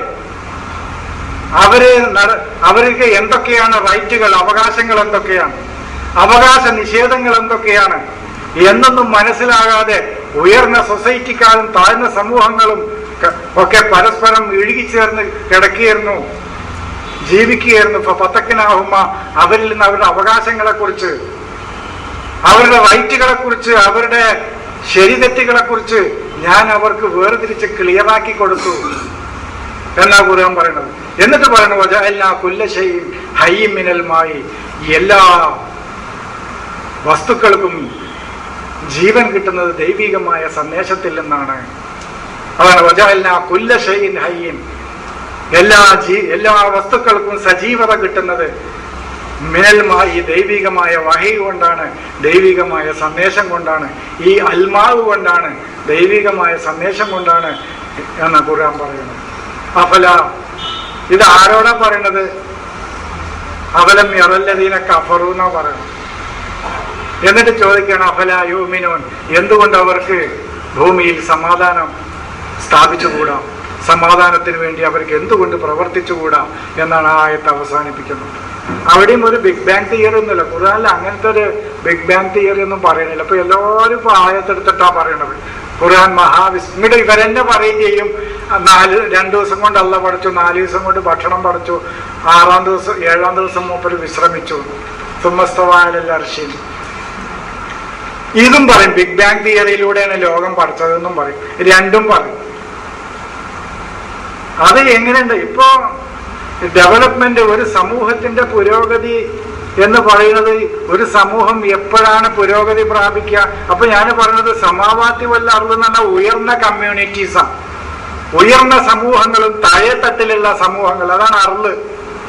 അത് ഞാൻ കുറെ ക്ലാസ്സിൽ ഇപ്പൊ അത് വിശദീകരിച്ചു, അതുകൊണ്ട് ഇനിയിപ്പോ അത് വിശദീകരിക്കുന്നില്ല. അർള് എന്ന് പറഞ്ഞാൽ എന്താണ്? സൂറത്തുൽ സിൽസാലൊക്കെ വിശദീകരിച്ച് നിങ്ങൾ കേട്ടിട്ടുണ്ടാവും. അപ്പോൾ താഴെത്തട്ടിലുള്ള സമൂഹങ്ങളും ഉയർന്ന സമൂഹങ്ങളും അവകാശങ്ങളെ കുറിച്ചോ അവരുടെ കരാറുകളെ കുറിച്ചോ വ്യക്തമായ ധാരണയില്ലാതെ ആ ജനസമൂഹം ജീവിച്ചു കൊണ്ടിരിക്കുമ്പോഴാണ് അവർക്ക് ഫതക്ക് ചെയ്തത്. ഹക്കിനെ കുറിച്ച്, സത്യത്തെക്കുറിച്ച്, അസത്യത്തെക്കുറിച്ച് അവരിൽ ക്ലിയറാക്കി അള്ളാഹു വ്യക്തമാക്കി കൊടുത്ത് എന്ന് അള്ളാഹു പറയുന്നത്. അല്ലാതെ ആകാശഭൂമികളൊക്കെ ഒട്ടിച്ചേർന്ന് കിടക്കുകയായിരുന്നു, ഞാൻ അതിനെ വേർതിരിപ്പിച്ചു, എന്നിട്ട് എല്ലാ വസ്തുക്കളുടെയും ജീവൻ വെള്ളത്തിൽ നിന്നുണ്ടാക്കി. എന്താ നിങ്ങൾ വിശ്വസിക്കാത്തതാണ്? ഇത് നമ്മൾ കണ്ടിട്ടില്ല, അതുകൊണ്ടാണ് നമ്മൾ വിശ്വസിക്കാത്തത്. അത് ഞാൻ നേരത്തെ പറഞ്ഞില്ലേ, നിങ്ങൾ എന്താ വിശ്വസിക്കാത്ത? ഞാൻ കണ്ടിട്ടില്ല. അലം തറ കൈഫ ഫഅല റബ്ബുക ലം അറ മാ ഫഅല റബ്ബുക ബിഅസ്ഹാബിൽ ഫീൽ. ഒരാൾ എഴുതി വെച്ചത് അതാണ്. അസ്ഹാബുൽ ഫീലിനെ അള്ളാഹു എന്താ ചെയ്തതെന്ന് നീ കണ്ടോ? ലമ്മറ, ഞാൻ കണ്ടിട്ടില്ല. അതുകൊണ്ട് എനിക്കിപ്പോ വിശ്വസിക്കാനും ഒഴിവില്ല. എന്നാ നേരെ മറിച്ച് നമ്മൾ പറഞ്ഞ അർത്ഥമാണെങ്കിലോ ഇന്ന് നടക്കുന്നുണ്ട്. സമൂഹത്തിലെ അക്രമികളും താപ്പാനുകളും സമൂഹത്തിലെ തടി മാത്രമേ ഉള്ളൂ, തലയിലൊന്നുമില്ലാത്ത ആൾക്കാര് സമൂഹത്തിൽ ഒന്നുമല്ലാതായിത്തീരുന്ന സംഭവങ്ങളും ചരിത്രങ്ങളും ദിനേന നാം കണ്ടുകൊണ്ടിരിക്കുന്നുണ്ട്. അതാണ് അലം തറ കൈഫ ഫഅല റബ്ബുക ബി അസ്ഹാബിൽ ഫീൽ. വെറും ആനനെ പോലെ തടിയേ ഉള്ളൂ, ഒച്ചയേ ഉള്ളൂ ആൾക്ക്. തലയിലൊന്നുമില്ലാത്ത ജനസമൂഹങ്ങൾ തകർന്നടിഞ്ഞത് നീ കാണുന്നില്ലേ, കണ്ടില്ലേ? അത് ഞാൻ കണ്ടിട്ടുണ്ട്. അത് ഇന്നും നടക്കുന്നുണ്ട്. തലയിലില്ലാത്ത ആൾക്കാരെ എന്നും അടിമകളായി ഒന്നുമല്ലാതെ സമൂഹത്തിൽ മാറിക്കൊണ്ടിരിക്കുന്ന കാഴ്ചകൾ ദിനേന നിങ്ങൾ കണ്ടുകൊണ്ടിരിക്കുന്നില്ലേ? കണ്ടുകൊണ്ടിരിക്കുന്നുണ്ട്. മറ്റത് കണ്ടോ? കണ്ടിട്ടില്ല. അതാ നമുക്ക് പറയാനില്ല. ഇന്ന പോലെ തന്നെ ഇത് ഗർഭാശയത്തിലുള്ളത് കണ്ടിക്കണോ? നമ്മൾ കണ്ടിട്ടില്ല. നേരെ മറിച്ച് ഇത് കണ്ടിക്കണോ? ഇത് കാണുന്നുണ്ട്. ഇപ്പോ പല രാജ്യങ്ങളും, അറബ് രാജ്യങ്ങൾ, യൂറോപ്പ് പുരോഗതിയുടെ ഉത്തുംഗതയിൽ എത്തുന്നുണ്ട്. നാളെ ഹൈഡ്രജൻ ഉപയോഗിക്കേണ്ട ഏകദേശം അവസ്ഥയിലേക്ക് എത്തിയിരിക്കുന്നു. വാഹനങ്ങളിൽ ഹൈഡ്രജൻ ഇന്ധനമായി ഉപയോഗിക്കേണ്ട അവസ്ഥയിലേക്ക് ലോകം പുരോഗമിച്ചുകൊണ്ടിരിക്കുകയാണ്. പുരോഗമിച്ച തങ്ങളുടെ നന്മകളും വിജ്ഞാനങ്ങളും ഉപയോഗിക്കാത്തതിന്റെ തിക്തഫലം അറബ് കൺട്രീസ് തിരിച്ചറിയും. അവർ അധോഗതിയിലേക്ക് പോകും. അതാണ് ഡെവലപ്മെന്റ്.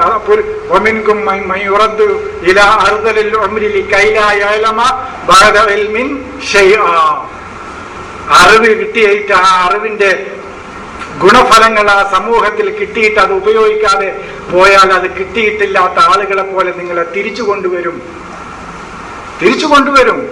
എന്താ ഒരു ഡെവലപ്മെന്റിന് എന്താ ഇനി ഖുർആൻ ഇതിൽക്കും മേലെ ഒരു ജനസമൂഹത്തെ വളർത്തിക്കൊണ്ടുവരാൻ ഇതിൽക്കും നന്നായിട്ട് ഇനി എങ്ങനെ ഖുർആൻ പറയാം? ഇതിൽക്കും നന്നായിട്ടൊന്നും ഇനി അള്ളാഹ് പറഞ്ഞു തരാൻ കഴിച്ചില്ല. നിങ്ങൾക്ക് ഇനി ഹൈഡ്രജൻ ഉപയോഗിക്കാൻ പോവുക. വായിച്ചില്ലേ?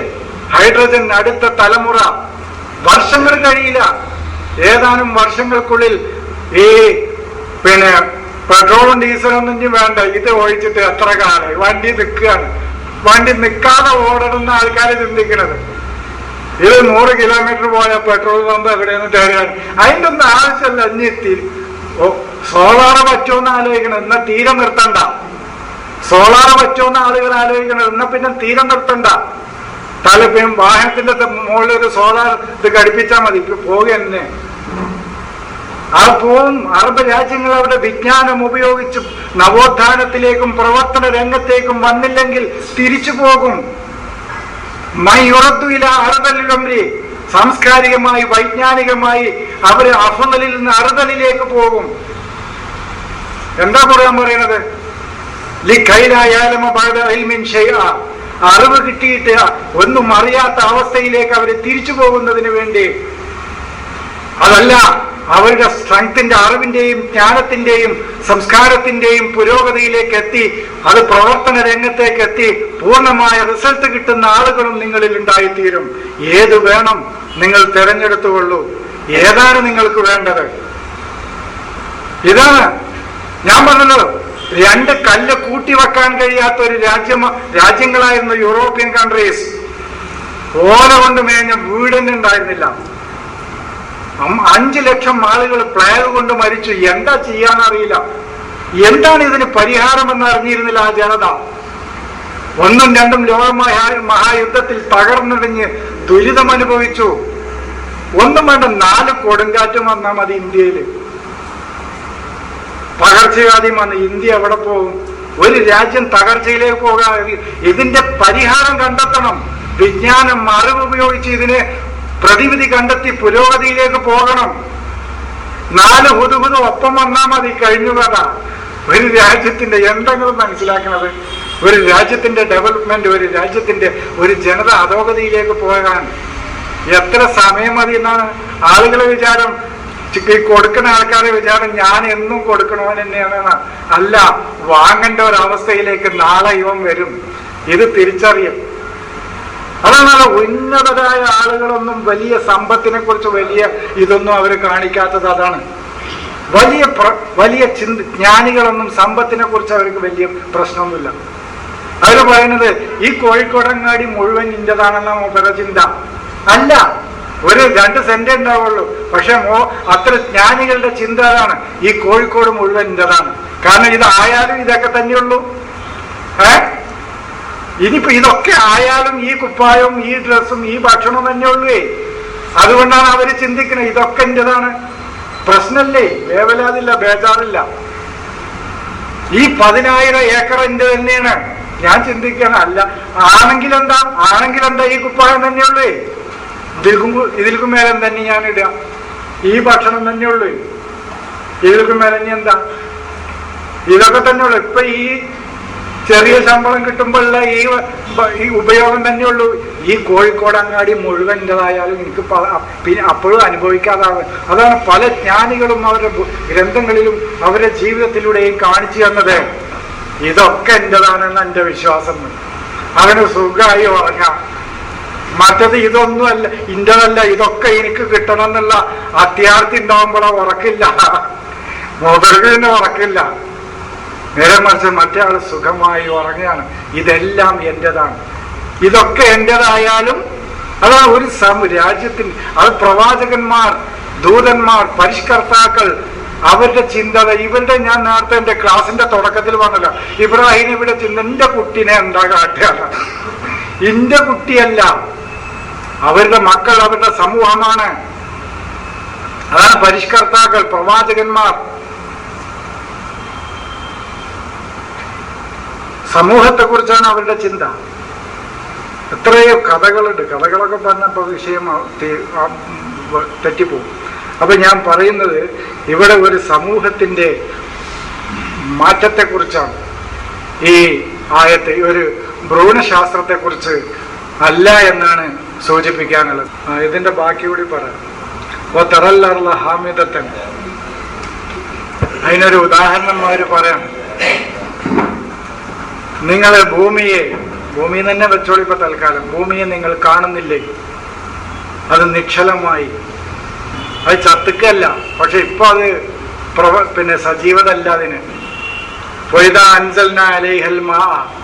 ആ ഭൂമിക്ക് അല്ലെങ്കിൽ താഴെ തട്ടിക്കിടക്കുന്ന സമൂഹത്തിന് ആർക്കായാലും ആ ജലം അങ്ങോട്ട് കിട്ടിയാൽ ഇഹ്തസത്ത്, അത് ഇളകുകയായി. റബത്ത് കണ്ട ഒരു ജനതയുടെ വളർച്ചയെ കുറിച്ചാണ് ഇതിന് ഏറ്റവും ഒരു എക്സാമ്പിളും വെക്കുകയാണ് അവിടെ. ഇപ്പൊ ഭൂമി നിങ്ങൾ കാണുന്നില്ലേ, ഭൂമിയെ നിങ്ങൾ കാണും, എർത്തന്നെ എടുത്തോളൂ, ഭൂമിയിലേക്ക് നിങ്ങൾ നോക്കൂ. അതിലേക്ക് ഒരു ജലം എങ്ങോട്ട് ഇറങ്ങുന്നതോടുകൂടി ആ ഭൂമി ആകെ ഒരു സടകുടഞ്ഞ് എഴുന്നേൽക്കുകയാണ്.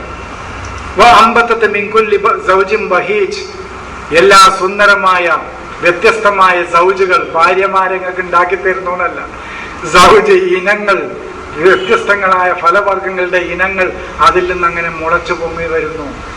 അതൊരു ഭൂമിക്ക് സജീവത കിട്ടുന്നതിന് ഉദാഹരണമാണ്. ഇതുപോലെയാണ് നിങ്ങൾക്ക് ഡെവലപ്മെന്റ് കിട്ടുന്നത്. എന്താ നോക്കൂ, ഇതാണ് അള്ളാഹു. ഈ അള്ളാഹുവാണ് പരമമായ സത്യം, അവൻ മാത്രമാണ്. യുഹീൽ മൗത, അവനാണ് നിർജീവമായ വസ്തുക്കൾക്ക് സജീവത കൊടുക്കുന്നത്.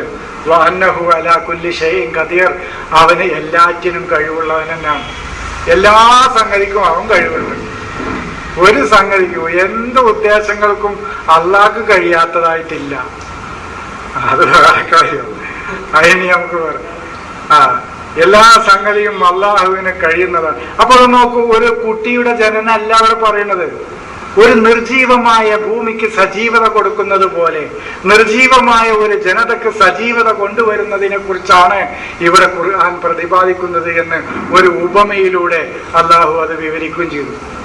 ഇത് ആ ആയത്ത് അവസാനിക്കുന്നതിന് മുമ്പ് തന്നെ പറയണത് ഒത്തല്ല, ഞാൻ ഈ പറഞ്ഞതിന് നിങ്ങൾ അർളിലേക്ക് നോക്കി അതിലേക്ക് വെള്ളം ഒഴുകുന്നു, വെള്ളം വരുന്നു. അപ്പൊ ആ ഭൂമി സടകുടഞ്ഞ് എഴുന്നേറ്റു. എന്നിട്ട് അമ്പത്തത്ത് അത് മുളപ്പിക്കുന്നു. മിൻകുല്ലി സൗജിൻ ബഹീജ്, എല്ലാ വളരെ ലവബിളായ, സുന്ദരമായ, കൗതുകപരമായ പല ഫ്രൂട്ടുകളുടെയും ചെടികളുടെയും വൃക്ഷങ്ങളുടെയും പല ഇനങ്ങളും അതിൽ നിന്ന് ഇനി മറ്റൊരർത്ഥം ഉണ്ടത്, പോട്ടെ, അതിപ്പോ ഇത് അങ്ങനെ തന്നെ ആയിക്കോട്ടെ. സൗജ് പല വർഗങ്ങളുടെയും ഇനങ്ങളെ അവരിൽ നിന്ന് വളർത്തിക്കൊണ്ടുവരുന്നു. അസുവാജ് എന്ന് പറഞ്ഞാൽ ജനസമൂഹങ്ങളും ആകാകട്ടോ. അദ്ദേഹം പറഞ്ഞ മറ്റൊരർത്ഥമുണ്ട്, ജനസമൂഹങ്ങളെയും അവരിൽ നിന്ന് വളർത്തി, വിവിധ ജനസമൂഹങ്ങളെ അവരിൽ നിന്ന് വളർത്തിക്കൊണ്ടുവരുന്നു. അതാണ് അസുവാജ് എന്ന് പറഞ്ഞാൽ. നബിനോട് പറയേണ്ടത് ഒലാ തെമുത്തന്ന ഐനൈക ഇലാമാ മത്തഅനാ ബിഹി വ അസുവാജം മിൻഹുന്ന.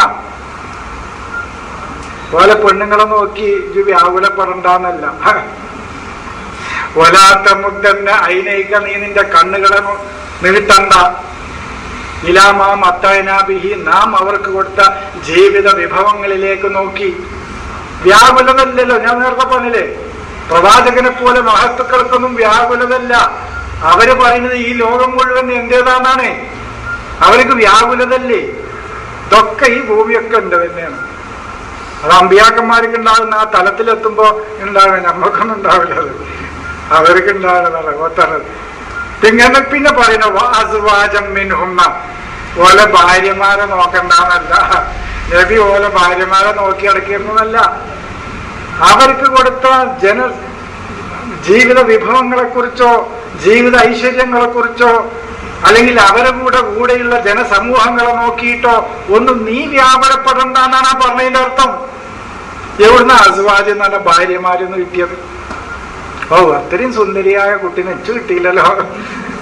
അബൂ സുഫിയാന്റെ ഭാര്യനെ നോക്കിയിട്ട്, അബൂജാഹിലിന്റെ ഭാര്യനെ നോക്കിയിട്ട്, മുആവിയയുടെ പെണ്ണുങ്ങളെ നോക്കിയിട്ട് ഔ എന്നല്ല. അതാണ് അസുവാജ്. അസുവാജ് എന്ന് പറഞ്ഞ സഹസമൂഹം, ഇനം, ഐറ്റം, ഇതൊക്കെയുള്ളൂ. ഭാര്യ എന്നർത്ഥേയില്ല, വൈഫല്ല. അതിന് അവിടേക്ക് എത്തണ്ട. അതിന് ഈ സൂറത്ത് അഹ്സാബ് ഞാൻ നിങ്ങൾക്ക് എപ്പോഴെങ്കിലും വിശദീകരിച്ചിട്ടുണ്ട്, ആദ്യം മുതൽ അവസാനം വരെ. അതിൽ കുറെ അസുവാജ്, നബിയുടെ അസുവാജ് വരുന്നുണ്ട്. നബിയുടെ അസുവാജ്, യാ നിസാ നബി, അസുവാജു നബി. എന്താ നിസാവു നബി? ഇനിത്തെ കഴുത്തുന്ന ഫലാത്തഹ്ലായന കവി. അത് ആ വിഷയമായിട്ട് തന്നെ നമുക്ക് ഒരിക്കൽ വെക്കാം. ഇപ്പൊ ഇന്ന് എന്നോട് പറഞ്ഞത് ഇതാണ്, ഏതാണ് ഈ ഭ്രൂണശാസ്ത്രം. ഖുർആൻ ഭ്രൂണശാസ്ത്രമല്ല, വാനശാസ്ത്രമല്ല, ഗോളശാസ്ത്രമല്ല, ജന്തുശാസ്ത്രമല്ല, ഒരു ശാസ്ത്രമല്ല. ഖുർആനിൽ സോഷ്യൽ സയൻസ് ഉണ്ട്, സാമൂഹ്യ ശാസ്ത്രമുണ്ട്. ഒരു സമൂഹത്തെ എങ്ങനെ എങ്ങനെ വളർത്തിക്കൊണ്ടുവരാ എന്നാണ് ഖുർആന്റെ ശാസ്ത്രം. അതാണ് ഖുർആന്റെ ശാസ്ത്രം. അതാണ്. അതുകൊണ്ടാണ് ഞാൻ പറഞ്ഞത് വല്ലാദിയാത്തി ഇദാ സുൽസിലത്ത് നീ പറയുന്നില്ല. അതിപ്പോ 2-3 സ്ഥലത്ത് പറഞ്ഞു. അത് പറഞ്ഞിട്ട് നീ അത് മനസ്സിലാകാത്തവരെ അത് എവിടെ നിന്റെ ക്ലാസ് എവിടുന്നെങ്കിലും വാങ്ങി കേൾക്കുക. വല്ലാദിയാത്തി എന്ന് പറഞ്ഞാൽ ഒട്ടകങ്ങളല്ല, കുതിരകളല്ല. കുതിരകള് ഭയങ്കര ഇപ്പോൾ മാപ്പിളപ്പാട്ടൊക്കെ കണ്ടാൽ തന്നെ ഭയങ്കര യുദ്ധാണേ. ഞാനിപ്പോ അടുത്ത മാപ്പിളപ്പാട്ടുകളൊക്കെ പരിശോധിച്ച് നോക്കി. മാപ്പിളപ്പാട്ടിലൊക്കെ അതാണ് ഈ ചിത്രം കൊടുത്തിക്കണം, ഈ വീഡിയോ കൊടുത്തിക്കണം. കുതിരപ്പുറത്ത് ടക്ക് ടക്ക് ടക്ക് ടക്ക് യുദ്ധം. ഈ യുദ്ധം, ഈ വെട്ടലും കുത്തലും അല്ലാതെ ഈ ദീനിൽ വല്ലതും ഉണ്ടോ മക്കളെ? എന്നിട്ട് ഇസ്ലാം സമാധാനത്തിന്റെ മതാണെന്നും പറഞ്ഞു. ഞാൻ പറഞ്ഞു അതാണ് ഏറ്റവും വലിയ ആപത്ത്. ഇസ്ലാം സമാധാനത്തിന്റെ മതാന്ന് പറയും ചെയ്യാ, വെട്ടും കുത്തും ചെയ്യാം. ഇതാ ലോകത്തെ ഏറ്റവും വലിയ അപകടം. കാരണം ഞാൻ നിങ്ങളെ വഞ്ചിക്കുന്ന അറിഞ്ഞ ഞങ്ങൾക്കൊരു തടവ് പ്രതിരോധം മുൻകരുതൽ ഉണ്ടാക്കാം. മുൻകരുതൽ ആദ്യം തന്നെ ഉണ്ടാക്കാം. നേരെ മറിച്ച് ഞാൻ നിങ്ങളുടെ സുഹൃത്താണ്, സമാധാനമാണ്, നിങ്ങളുടെ സഹകാരിയാണ്, നിങ്ങളുടെ ഗുണകാംക്ഷിയാണെന്ന് പറഞ്ഞു ഒപ്പം കൂടിയിട്ട് ചതിക്കുന്നതാണ് അപകടം. പ്രതിരോധം സൃഷ്ടിക്കാൻ കഴിയില്ല. അതാണ് പറഞ്ഞത് ഇസ്ലാം ഏറ്റവും അപകടകാരിയാകുന്നത് അതാണ്. സമാധാനത്തിന്റെ മതാന്നും പറയാൻ ചെയ്യാ, ലോകത്ത് കലാപങ്ങളും കൊലകളും യുദ്ധങ്ങളും മാത്രം ഉണ്ടാക്കുകയും ചെയ്യാം. ഇത് ഏറ്റവും വലിയ അപകടമാണ്. നേരെ മറിച്ച് ഞാൻ ശത്രുവാണെന്ന് തിരിച്ചറിഞ്ഞിട്ട് ആണെങ്കിൽ ആ ശത്രുവിൽ നിന്ന് നമുക്ക് മുൻകരുതൽ ഉണ്ടാക്കാം, പ്രതിരോധം ഉണ്ടാക്കാം, നമുക്ക് രക്ഷാമാർഗങ്ങൾ ഉണ്ടാക്കാം. അവന് ഏത് നിരക്ക് അറ്റാക്ക് ചെയ്യുന്നില്ലതിന്റെ പ്രതിരോധം ഉണ്ടാക്കാം നമുക്ക്. അതാണ് അപ്പൊ ഞാൻ പറയുന്നത്. ഏതാണ് വല്ലാതിയാത്തി എന്ന് പറഞ്ഞാല് കുതിച്ചോടുന്ന കുതിരകൾ എന്നാണ്. എവിടേക്കാ ഈ കുതിച്ചോടുന്ന കുതിരകൾ? കുതിരകളെ തന്നെയാണ് സത്യം. ഞാൻ പറഞ്ഞ കുതിച്ചോടുന്ന കുതിര എന്നല്ലാതെ മനുഷ്യരാണത്, സമൂഹങ്ങളാണത്. ഇത് ഒരിക്കലും ഇതില് മറ്റേ അതിനെ കുറിച്ചല്ല. വല്ലാദിയാത്തി എന്ന് പറഞ്ഞാൽ എന്താ? ഇപ്പൊ രണ്ട് നിലക്ക് അർത്ഥം പറഞ്ഞിട്ടുണ്ട്. ഒരർത്ഥം ഇപ്പൊ ഞാൻ ഇവിടെ പറയണില്ല, അത് പറഞ്ഞത് ഇപ്പൊ നിലവിലുള്ള അർത്ഥം പറയാം. അത് പിന്നെ വലിയ കുഴപ്പമില്ല. കിതച്ചോടുന്ന കുതിരയെ തന്നെയാണ് സത്യം. ചിലരത് പെണ്ണുങ്ങളാന്ന് വെച്ചിട്ടുണ്ട്, അതാണ് അത് കൂടെ പറയാൻ പറ്റില്ല. അതൊരു സാംസ്കാരികമായ സദസ്സായതുകൊണ്ട് ഞാൻ പറയണില്ല. കിതച്ചോടുന്ന കുതിര അതാ എഴുത്തതാന്ന് പറഞ്ഞാൽ ധിക്കരിക്കുക എന്നാണ്. ദൈവികമായ കൽപ്പനകൾക്ക് ധിക്കാരം പ്രവർത്തിക്കുന്ന സൊസൈറ്റികളും സമൂഹങ്ങളെയും തന്നെയാണ് എന്നാണ് പറഞ്ഞത്. അതാണ് വല്ലാദിയാത്തി. അവര് ഫൽ മുഗീറാത്തി സുബ്ഹ എന്ന് പറഞ്ഞാൽ സത്യത്തിന്റെ സുബഹിയോട്, സത്യത്തിന്റെയും ജ്ഞാനത്തിന്റെയും ആ വെള്ളി വെളിച്ചത്തോട്, അതാണ് സുബഹ്, അതാണ് സത്യത്തിന്റെ പ്രഭാതാണത്. സത്യത്തിന്റെ പ്രഭാതത്തോട് അറ്റാക്ക് ചെയ്യുന്ന, അതിനെ തലകീഴായി മറിക്കാൻ വേണ്ടി പ്രവർത്തിക്കുന്ന വ്യക്തികളും സമൂഹങ്ങളും അവരാണത്. ഇവരെന്താണെന്ന് സുബഹയ്ക്ക് കുതിരയായിട്ട് യുദ്ധം ചെയ്യുന്ന ആൾക്കാർ തന്നെയാണ്. സുബഹയ്ക്ക് യുദ്ധം ചെയ്യുന്ന കുതിരകളെ തന്നെയാണ് സത്യം. ഖുർആനിലെ സുബഹക്കൊക്കെ ഈ സുബഹാണ് ജ്ഞാനത്തിന്റെ സുബഹാണ്. ജ്ഞാനത്തിന്റെ സുബഹിയോട് അറ്റാക്ക് ചെയ്യുന്ന ആളുകൾ, അതിനോട് ഈറാന്ന് മലയാളത്തിൽ ഈറ വന്നത്, അറബിയിൽ ഈറയാണ്, മുഗീറാത്ത്. അതിനോട് വിദ്വേഷവും പകയും അതിനോട് അറ്റാക്ക് ചെയ്യുകയും അക്രമം പ്രവർത്തിക്കുകയും ചെയ്യുന്ന ആളുകളും സൊസൈറ്റികളും അവരാണ്. സത്യം പറഞ്ഞു, അത് കുഴപ്പമൊന്നുമില്ല. വാവ് സത്യത്തിന് പറ്റും. അവരെ തന്നെയാണ് സത്യം. അവരെ ആണയിട്ട് പറയുകയാണ് ഒരു കാര്യം. ഞാനിവിടെ നിങ്ങൾ മനസ്സിലാക്കിക്കോളി. ഈ ആദിയാത്തുന്ന എഴുത്തതാണെന്ന അതാ എഴുതി എഴുത്തതാ എഴുത്തതി ഫമനി എഴുത്തതാ ബാധതാലിക്ക എന്നൊക്കെ പറഞ്ഞ ദൈവിക കൽപ്പനകൾക്ക് ധിക്കാരം പ്രവർത്തിക്കുകയാണ്. ഇത് അതാന്നാണ്. അതാ എഴുതി എഴുത്തതാന്ന് പറഞ്ഞല്ലേ, ഫമനി എഴുത്തതാ ബാധതാലിക്ക ആദിയാത്ത് ഉലായിക്കഹുമുൽ ആദു എന്ന് ഖുർആൻ പറഞ്ഞു. അവര് ആദീങ്ങളാണ് എന്ന് പറഞ്ഞാൽ ദൈവത്തിന്റെ വിധിവിലക്കുകൾക്ക് ധിക്കാരം പ്രവർത്തിച്ചവരാണ്. അത് പുല്ലിംഗായിട്ട് പറഞ്ഞു വ്യക്തികളായപ്പോ. ഇത് ആദിയാത്ത് എന്ന് പറഞ്ഞാൽ സമൂഹങ്ങളായപ്പോ സ്ത്രീലിംഗമായിട്ടും പറഞ്ഞു. സൊസൈറ്റികൾ, സമൂഹങ്ങൾ. ഒരു സ്ഥലത്ത് ആദൂനാന്ന് പറഞ്ഞു, ഒരു സ്ഥലത്ത് ആദിയാത്ത് എന്നും പറഞ്ഞു. ഇപ്പൊ ഉലായിക്കഹുമുൽ ആദു എന്ന് ഖുർആൻ പറഞ്ഞു. അവരാണ് ആദീങ്ങൾ. അള്ളാഹുവിന്റെ കൽപ്പനകൾക്ക് ധിക്കാരം, ദൈവിക മാർഗനിർദ്ദേശങ്ങൾക്ക് ധിക്കാരം പ്രവർത്തിച്ചവർ അവരാണ്. അപ്പൊ ഞാൻ പറയുന്നത് ഖുർആൻ സാമൂഹ്യ ശാസ്ത്രമാണ്, ജന്തുശാസ്ത്രമല്ല, വാനശാസ്ത്രമല്ല, ബിഗ് ബാങ് തിയറി അല്ല. അതുപോലെ തന്നെ പിന്നെന്താ പറയുന്നത്, പരിണാമ സിദ്ധാന്തമല്ല, ഭ്രൂണശാസ്ത്രമല്ല, ഭൂമിശാസ്ത്രമല്ല. ഖുർആൻ സോഷ്യൽ സയൻസ് ആണ് ഖുർആന്റെ വിഷയം. ഖുർആൻ ഒരു സമൂഹത്തെ എങ്ങനെ വളർത്തിക്കൊണ്ടുവരാം, എങ്ങനെ പരിവർത്തിപ്പിച്ചെടുക്കാം, എങ്ങനെ ഒരു നല്ല ജീവിതത്തിലേക്ക് അവരെ ഉയർത്തിക്കൊണ്ടുവരാം, ഭൂമിയിൽ സമാധാനപൂർണമായ ഒരു ജീവിതം എങ്ങനെ കെട്ടിപ്പടുക്കാം എന്നുള്ളതാണ് ഖുർആന്റെ. അതാണ് ഇപ്പോൾ മുഗീറാത്തി സുബ്ഹ എന്ന് പറഞ്ഞ ഈ വസുബ്ഹി, ഇത് അസ്ഫറ എന്ന് പറഞ്ഞല്ലോ, ആ സുബ്ഹിയാണ്. വൽ ഫജ്രി വലയാലിൻ അശ്ർ എന്ന് പറഞ്ഞ അൽ ഫജ്ർ ഉണ്ടല്ലോ, ലയാലിൻ അശ്ർ ഇവര് 10 രാത്രി എന്നാണ്. അതിന് അഷറത്തെ ലയാലിന്നാ പറയാ, 10 രാത്രി എന്നില്ലേന്. അഷറത്തെ കുത്തുബിന്നാ പറയാ, 10 ബുക്ക് എന്നില്ലേന്. ലയാലിൻ അഷർ എന്നല്ല പറയാ. ഐശ്വര്യപൂർണമായ സഹോദരത്തോടു കൂടിയുള്ള ഇരുട്ടുകൾ, രാത്രികൾ കഴിഞ്ഞു പോയിട്ടുണ്ട്. അവയെയും ലോകത്തിന് ഒരു പ്രഭാതം ആവശ്യമാണ്. അതാണല്ലോ ലൂത്ത് നബി ചോദിച്ചതും അതാണ്, ലൂത്ത് നബിയോട് പറഞ്ഞതും അതാണ്. അലൈസ സുബ്ഹു കരീബ് എന്ന് പറഞ്ഞല്ലോ, നേരം വെളുക്കാനായിട്ടുണ്ടെന്ന്, സുബഹി കരീബാണെന്ന്. ഇവരെന്താ എഴുതി വെച്ചിക്കണെന്നോ, നേരം വെളുക്കാനായിട്ടുണ്ട്, എജ്ജും എന്റെ കുട്ടികളും വേഗം കഴിച്ചിലായിക്കപ്പെടുന്നതെന്ന് ലൂത്ത് നബിനോട് പറഞ്ഞുവെന്നാ. ഞാൻ ഈ ഭൂമിയെ മറിച്ചിടാൻ പോകുകയാണെന്നാ. ഇനി കിതാബ് മിനല്ലയിൽ ബാക്കിയുണ്ട്, അലൈസ സുബ്ഹു കരീബ്. നേരം വെളുക്കാനായിട്ടുണ്ട്.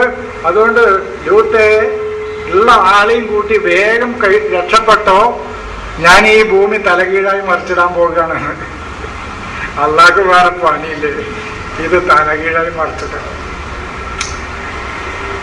അതൊന്നല്ല, അവിടെ നേരം വെളുക്കാനായിട്ടുണ്ട് ഈ ജനതക്ക് എന്നാണ്. ഈ ജനതക്ക് സത്യവും അസത്യവും വേർതിരിച്ച് മനസ്സിലാകാനുള്ള സമയം വളരെ അടുത്തായിരിക്കുന്നു. ഇനി ഇരുട്ട് കുറച്ചും കൂടിയേ ബാക്കിയുള്ളൂ. ഒരു കിതാബ്, ഒരു കഷ്ണം കൂടി ഈ സമൂഹത്തിൽ ഇനി ബാക്കിയുണ്ട്. ഇരുട്ട് അവിടേക്കും കൂടി നിന്റെ ഈ വെളിച്ചം എത്തിക്കുന്ന വാസിർ വിജ്ഞാനത്തിലൂടെ വിവാദി എന്റെ കൽപ്പനകളെ അനുസരിക്കുന്ന എന്റെ ദാസന്മാരുമായി ആ ഇരുട്ടിലൂടെ നീ പ്രയാണം നടത്തുന്ന അറിവിന്റെ പ്രയാണം ആണ് അവിടെ.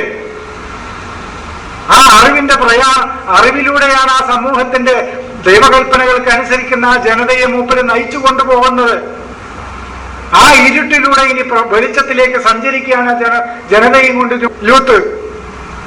അതാണ്, അങ്ങനത്തെ ആ വെളിച്ചത്തോടാണ് ഇവർ അറ്റാക്ക് ചെയ്യുന്നത്. അതിനെ നശിപ്പിക്കാനുള്ള പ്രവർത്തനങ്ങളാണ് ചെയ്യുന്നത്. അവര് സമൂഹത്തിന്റെ മധ്യത്തിൽ വന്ന് കസേരട്ട് ഇരിക്കണുണ്ട് പ്രമാണിമാരായിട്ട്. വസത്തിന്റെ ബീജമ്മ ഞാൻ എന്നെ ഉഷാറാണ്. ആൾക്കാരുടെ ഇടയിൽ ഈ പ്രവർത്തനം ഒക്കെ ചെയ്ത് നടുവിൽ കസേരട്ട് ഇരിക്കണുണ്ട് അവര്. അവൻ ദൈവത്തിന്റെ അവന് തന്നെ സംരക്ഷണമായി വർത്തിക്കുന്ന ദൈവിക വിധിവിലക്കുകളോട് നന്ദി കെട്ടവനാണ് അവൻ. വൈന്നഹു ലിറബ്ബിഹി ലകനൂത്. റബ്ബിനോട് തന്നെ അവന്റെ തന്നെ നിലനിൽപ്പിന് ആധാരമായ ദൈവിക വ്യവസ്ഥിതികളോടും ദൈവിക നിയമങ്ങളോടും അവൻ നന്ദികേടാ കാണിക്കുന്നത്. ഇത് ചെയ്യുന്നതിലൂടെ എന്താ നിങ്ങൾ നോക്കൂ, ഇത് ചെയ്യുന്നതിലൂടെ അവൻ ചെയ്യുന്നത് എന്താണ്? അവന്റെ തന്നെ, അതാണ് റബ്ബിനോട് നന്ദികേട് കാണിക്കാമെന്ന അവന്റെ റുബൂബിയത്ത്, അവന്റെ തന്നെ വളർച്ചക്കും പുരോഗതിക്കും ആവശ്യമായ ദൈവികമായ നിയമങ്ങളോട് അവൻ നന്ദികേട് കാണിക്കുകയാണ്.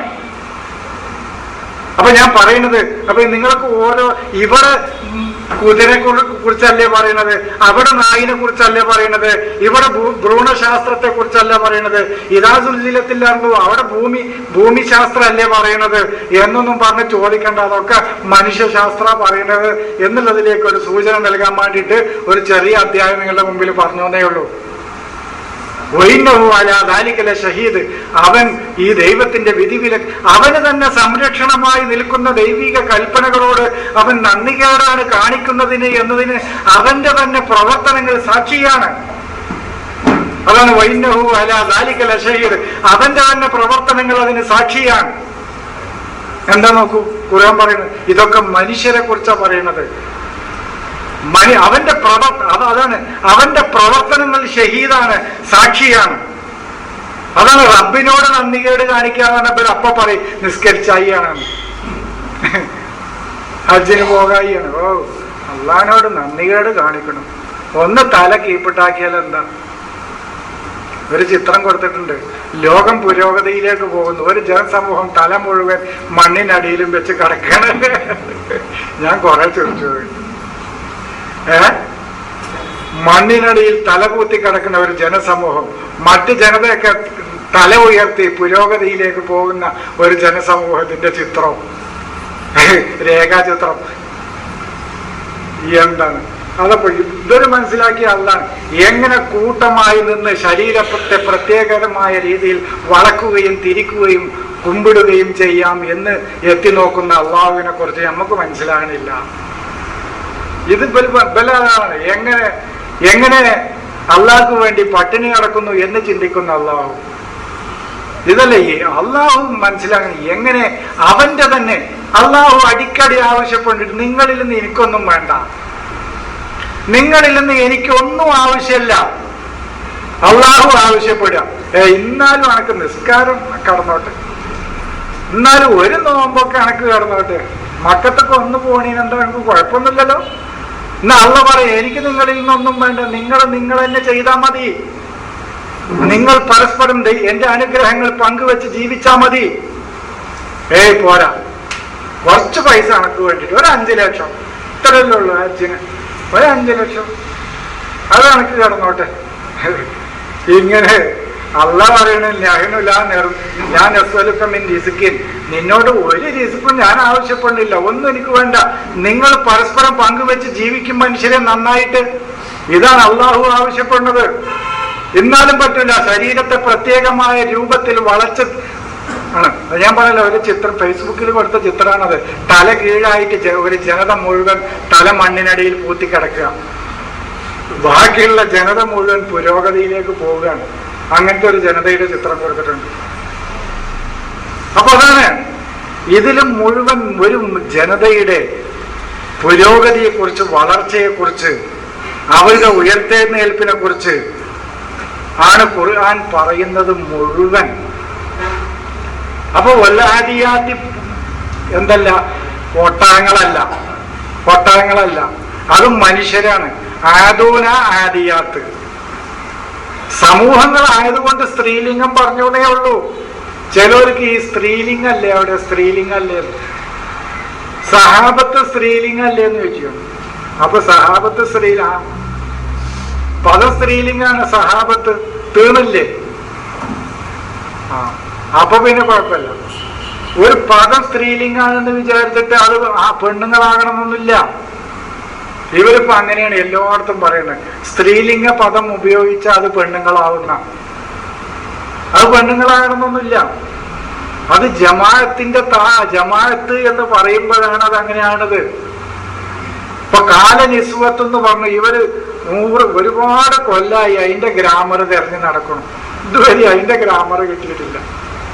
കാലനിസ്വത്ത് എന്ന് എന്താ പറയാൻ? നിസ്വത്ത് പെണ്ണുങ്ങളല്ലേ. അപ്പൊ എന്താ ഈ കാലാന്ന് പറയാൻ കാരണം? കാലത്ത് എന്നല്ലേ പറയേണ്ടത്? ഒരുപാട് കാലം ഇതുവരെ കിട്ടിയിട്ടില്ല ഉസ്താദുമാർക്ക് മറുപടി. സൂറത്ത് യൂസുഫിലുണ്ട് കാലനിസ്വത്തും ഫിൽ മദീനത്തി എന്ന് പറഞ്ഞിട്ട്. ഇതുവരെ ഉസ്താദുമാർക്ക് കിട്ടിയിട്ടില്ല. അലൈഹുല്ലാഹു എന്ന് പറയാനുള്ള കാരണം കൂടിയും കിട്ടിയിട്ടില്ല. ഇതൊരു ഗ്രാമർ വിശദീകരിക്കുന്ന ഗ്രന്ഥം അല്ല കേട്ടോ, അത് നിങ്ങൾ ആദ്യം മനസ്സിലാക്കി. ഇത് വ്യാകരണം വിശദീകരിക്കുന്ന ഗ്രന്ഥമല്ല. അങ്ങനെയാണെങ്കിൽ ഒരുപാട് ഗ്രാമാറ്റിക്കൽ പ്രശ്നങ്ങൾക്ക് ഒരു മറുപടി പറയേണ്ടി വരും. അലൈഹുല്ലാഹു എന്താ, അലൈഹില്ലാഹു എന്നാ പറയേണ്ടത്. അലൈഹില്ലാഹു എന്ന ഗ്രാമർ പ്രകാരം പറയാനേ പറ്റൂ. അലൈഹുല്ലാഹു എന്ന് ഖുർആനിലുണ്ട്. ഇതെന്താന്ന് ഉസ്താദന്മാർ ഇതുവരെ തീരുമാനിച്ചിട്ടില്ല. ഇതുവരെ തീരുമാനമായിട്ടില്ല. ഞാൻ ഒരുപാട് ഉസ്താദന്മാരോട് ചോദിച്ചിട്ട് എനിക്ക് കിട്ടിയിട്ടില്ല. അലൈഹുല്ലാഹു എന്ന് എന്താ പറയാൻ കാരണം? അതങ്ങനെയാണ് പറഞ്ഞിക്കാറുണ്ട്. അതിന്റെ ഇതില് അങ്ങനെ നിരവധി അങ്ങനെ പറഞ്ഞിക്കായിരിക്കും എന്ന് പറയാനുണ്ട്. ഇന്നല്ലദീന ആമനു വല്ലദീന ഹാദു വന്നസാറ വസ്സാബിഈന എന്ന് ഒരു സ്ഥലത്തുണ്ട്. ഒരു സ്ഥലത്ത് വസ്സാബിഊനാന്നുണ്ട്. എന്താ ഇത്? സാബിഊനാന്ന് റഫ് ഇട്ടിട്ട് പറയാനും ഒരു സ്ഥലത്ത് ജെറിട്ട് പറയാനും എന്താ കാരണം എന്നേ ഒരാൾക്കും അറിയാം. രണ്ടും ഒരേ ആയത്തന്നെ. എന്താ കാരണം എന്ന് ചോദിച്ചു. അതിപ്പോ എന്താ അള്ളാഹ്ക്കന്നെ അറിയുള്ളൂ. ഇപ്പൊ ഇങ്ങനെ അള്ളാഹ്ക്കന്നെ അറിയുള്ളൂ. പക്ഷെ ഇവർക്ക് ഈ മുസ്ലിമത്ത് എന്ന് പറയുമ്പോ അത് പിന്നെ സമൂഹത്തിന് സമാധാനവും സുരക്ഷിതത്വവും നൽകുന്ന ജനസമൂഹങ്ങളാണത്, പെണ്ണുങ്ങളല്ല എന്ന് പറഞ്ഞാൽ ഇവർക്ക് മനസ്സിലാവില്ല. അത് മനസ്സിലാവില്ല. ഫക്കു റഖബ എന്ന് പറഞ്ഞാൽ അത് അടിമ സ്ത്രീയെ തന്നെ വേണമെന്ന് ചോദിച്ചാൽ, റഖബത്ത് സ്ത്രീലിംഗം അല്ലേ എന്ന് ചോദിച്ചാൽ, ആണിനെ മോചിപ്പിച്ചാലും മതി. റഖബത്തല്ലേ, പെണ്ണല്ലേ വേണ്ടത്? അല്ല, ആണായാലും മതി. ഈ ഇതാണ് ഇങ്ങനെയൊക്കെ സ്ത്രീലിംഗം. അപ്പോ അവർക്ക് ഇഷ്ടമുള്ളിടത്തൊക്കെ റഖബത്ത് എന്ന് താഴ്ത്ത് പറഞ്ഞാലും അതാണായാലും മതി, കുഴപ്പമൊന്നുമില്ല. അപ്പൊ ഖുർആൻ ഒരു ഭാഷാഗ്രന്ഥവും അല്ല എന്ന് മനസ്സിലാക്കുക. ഖുർആൻ ഒരു ഐഡിയോളജി, ഒരു തത്വശാസ്ത്രം വിശദീകരിക്കുക. ആ തത്വശാസ്ത്രം എന്തിനാണ്? ഒരു ജനസമൂഹത്തെ, മാനവരാശിയെ വളർത്തിക്കൊണ്ടുവരാൻ. അതുകൊണ്ടാണ് യാ അയ്യുഹന്നാസ് എന്ന് പറഞ്ഞ് ഈ ആയത്ത് തുടങ്ങിയത്.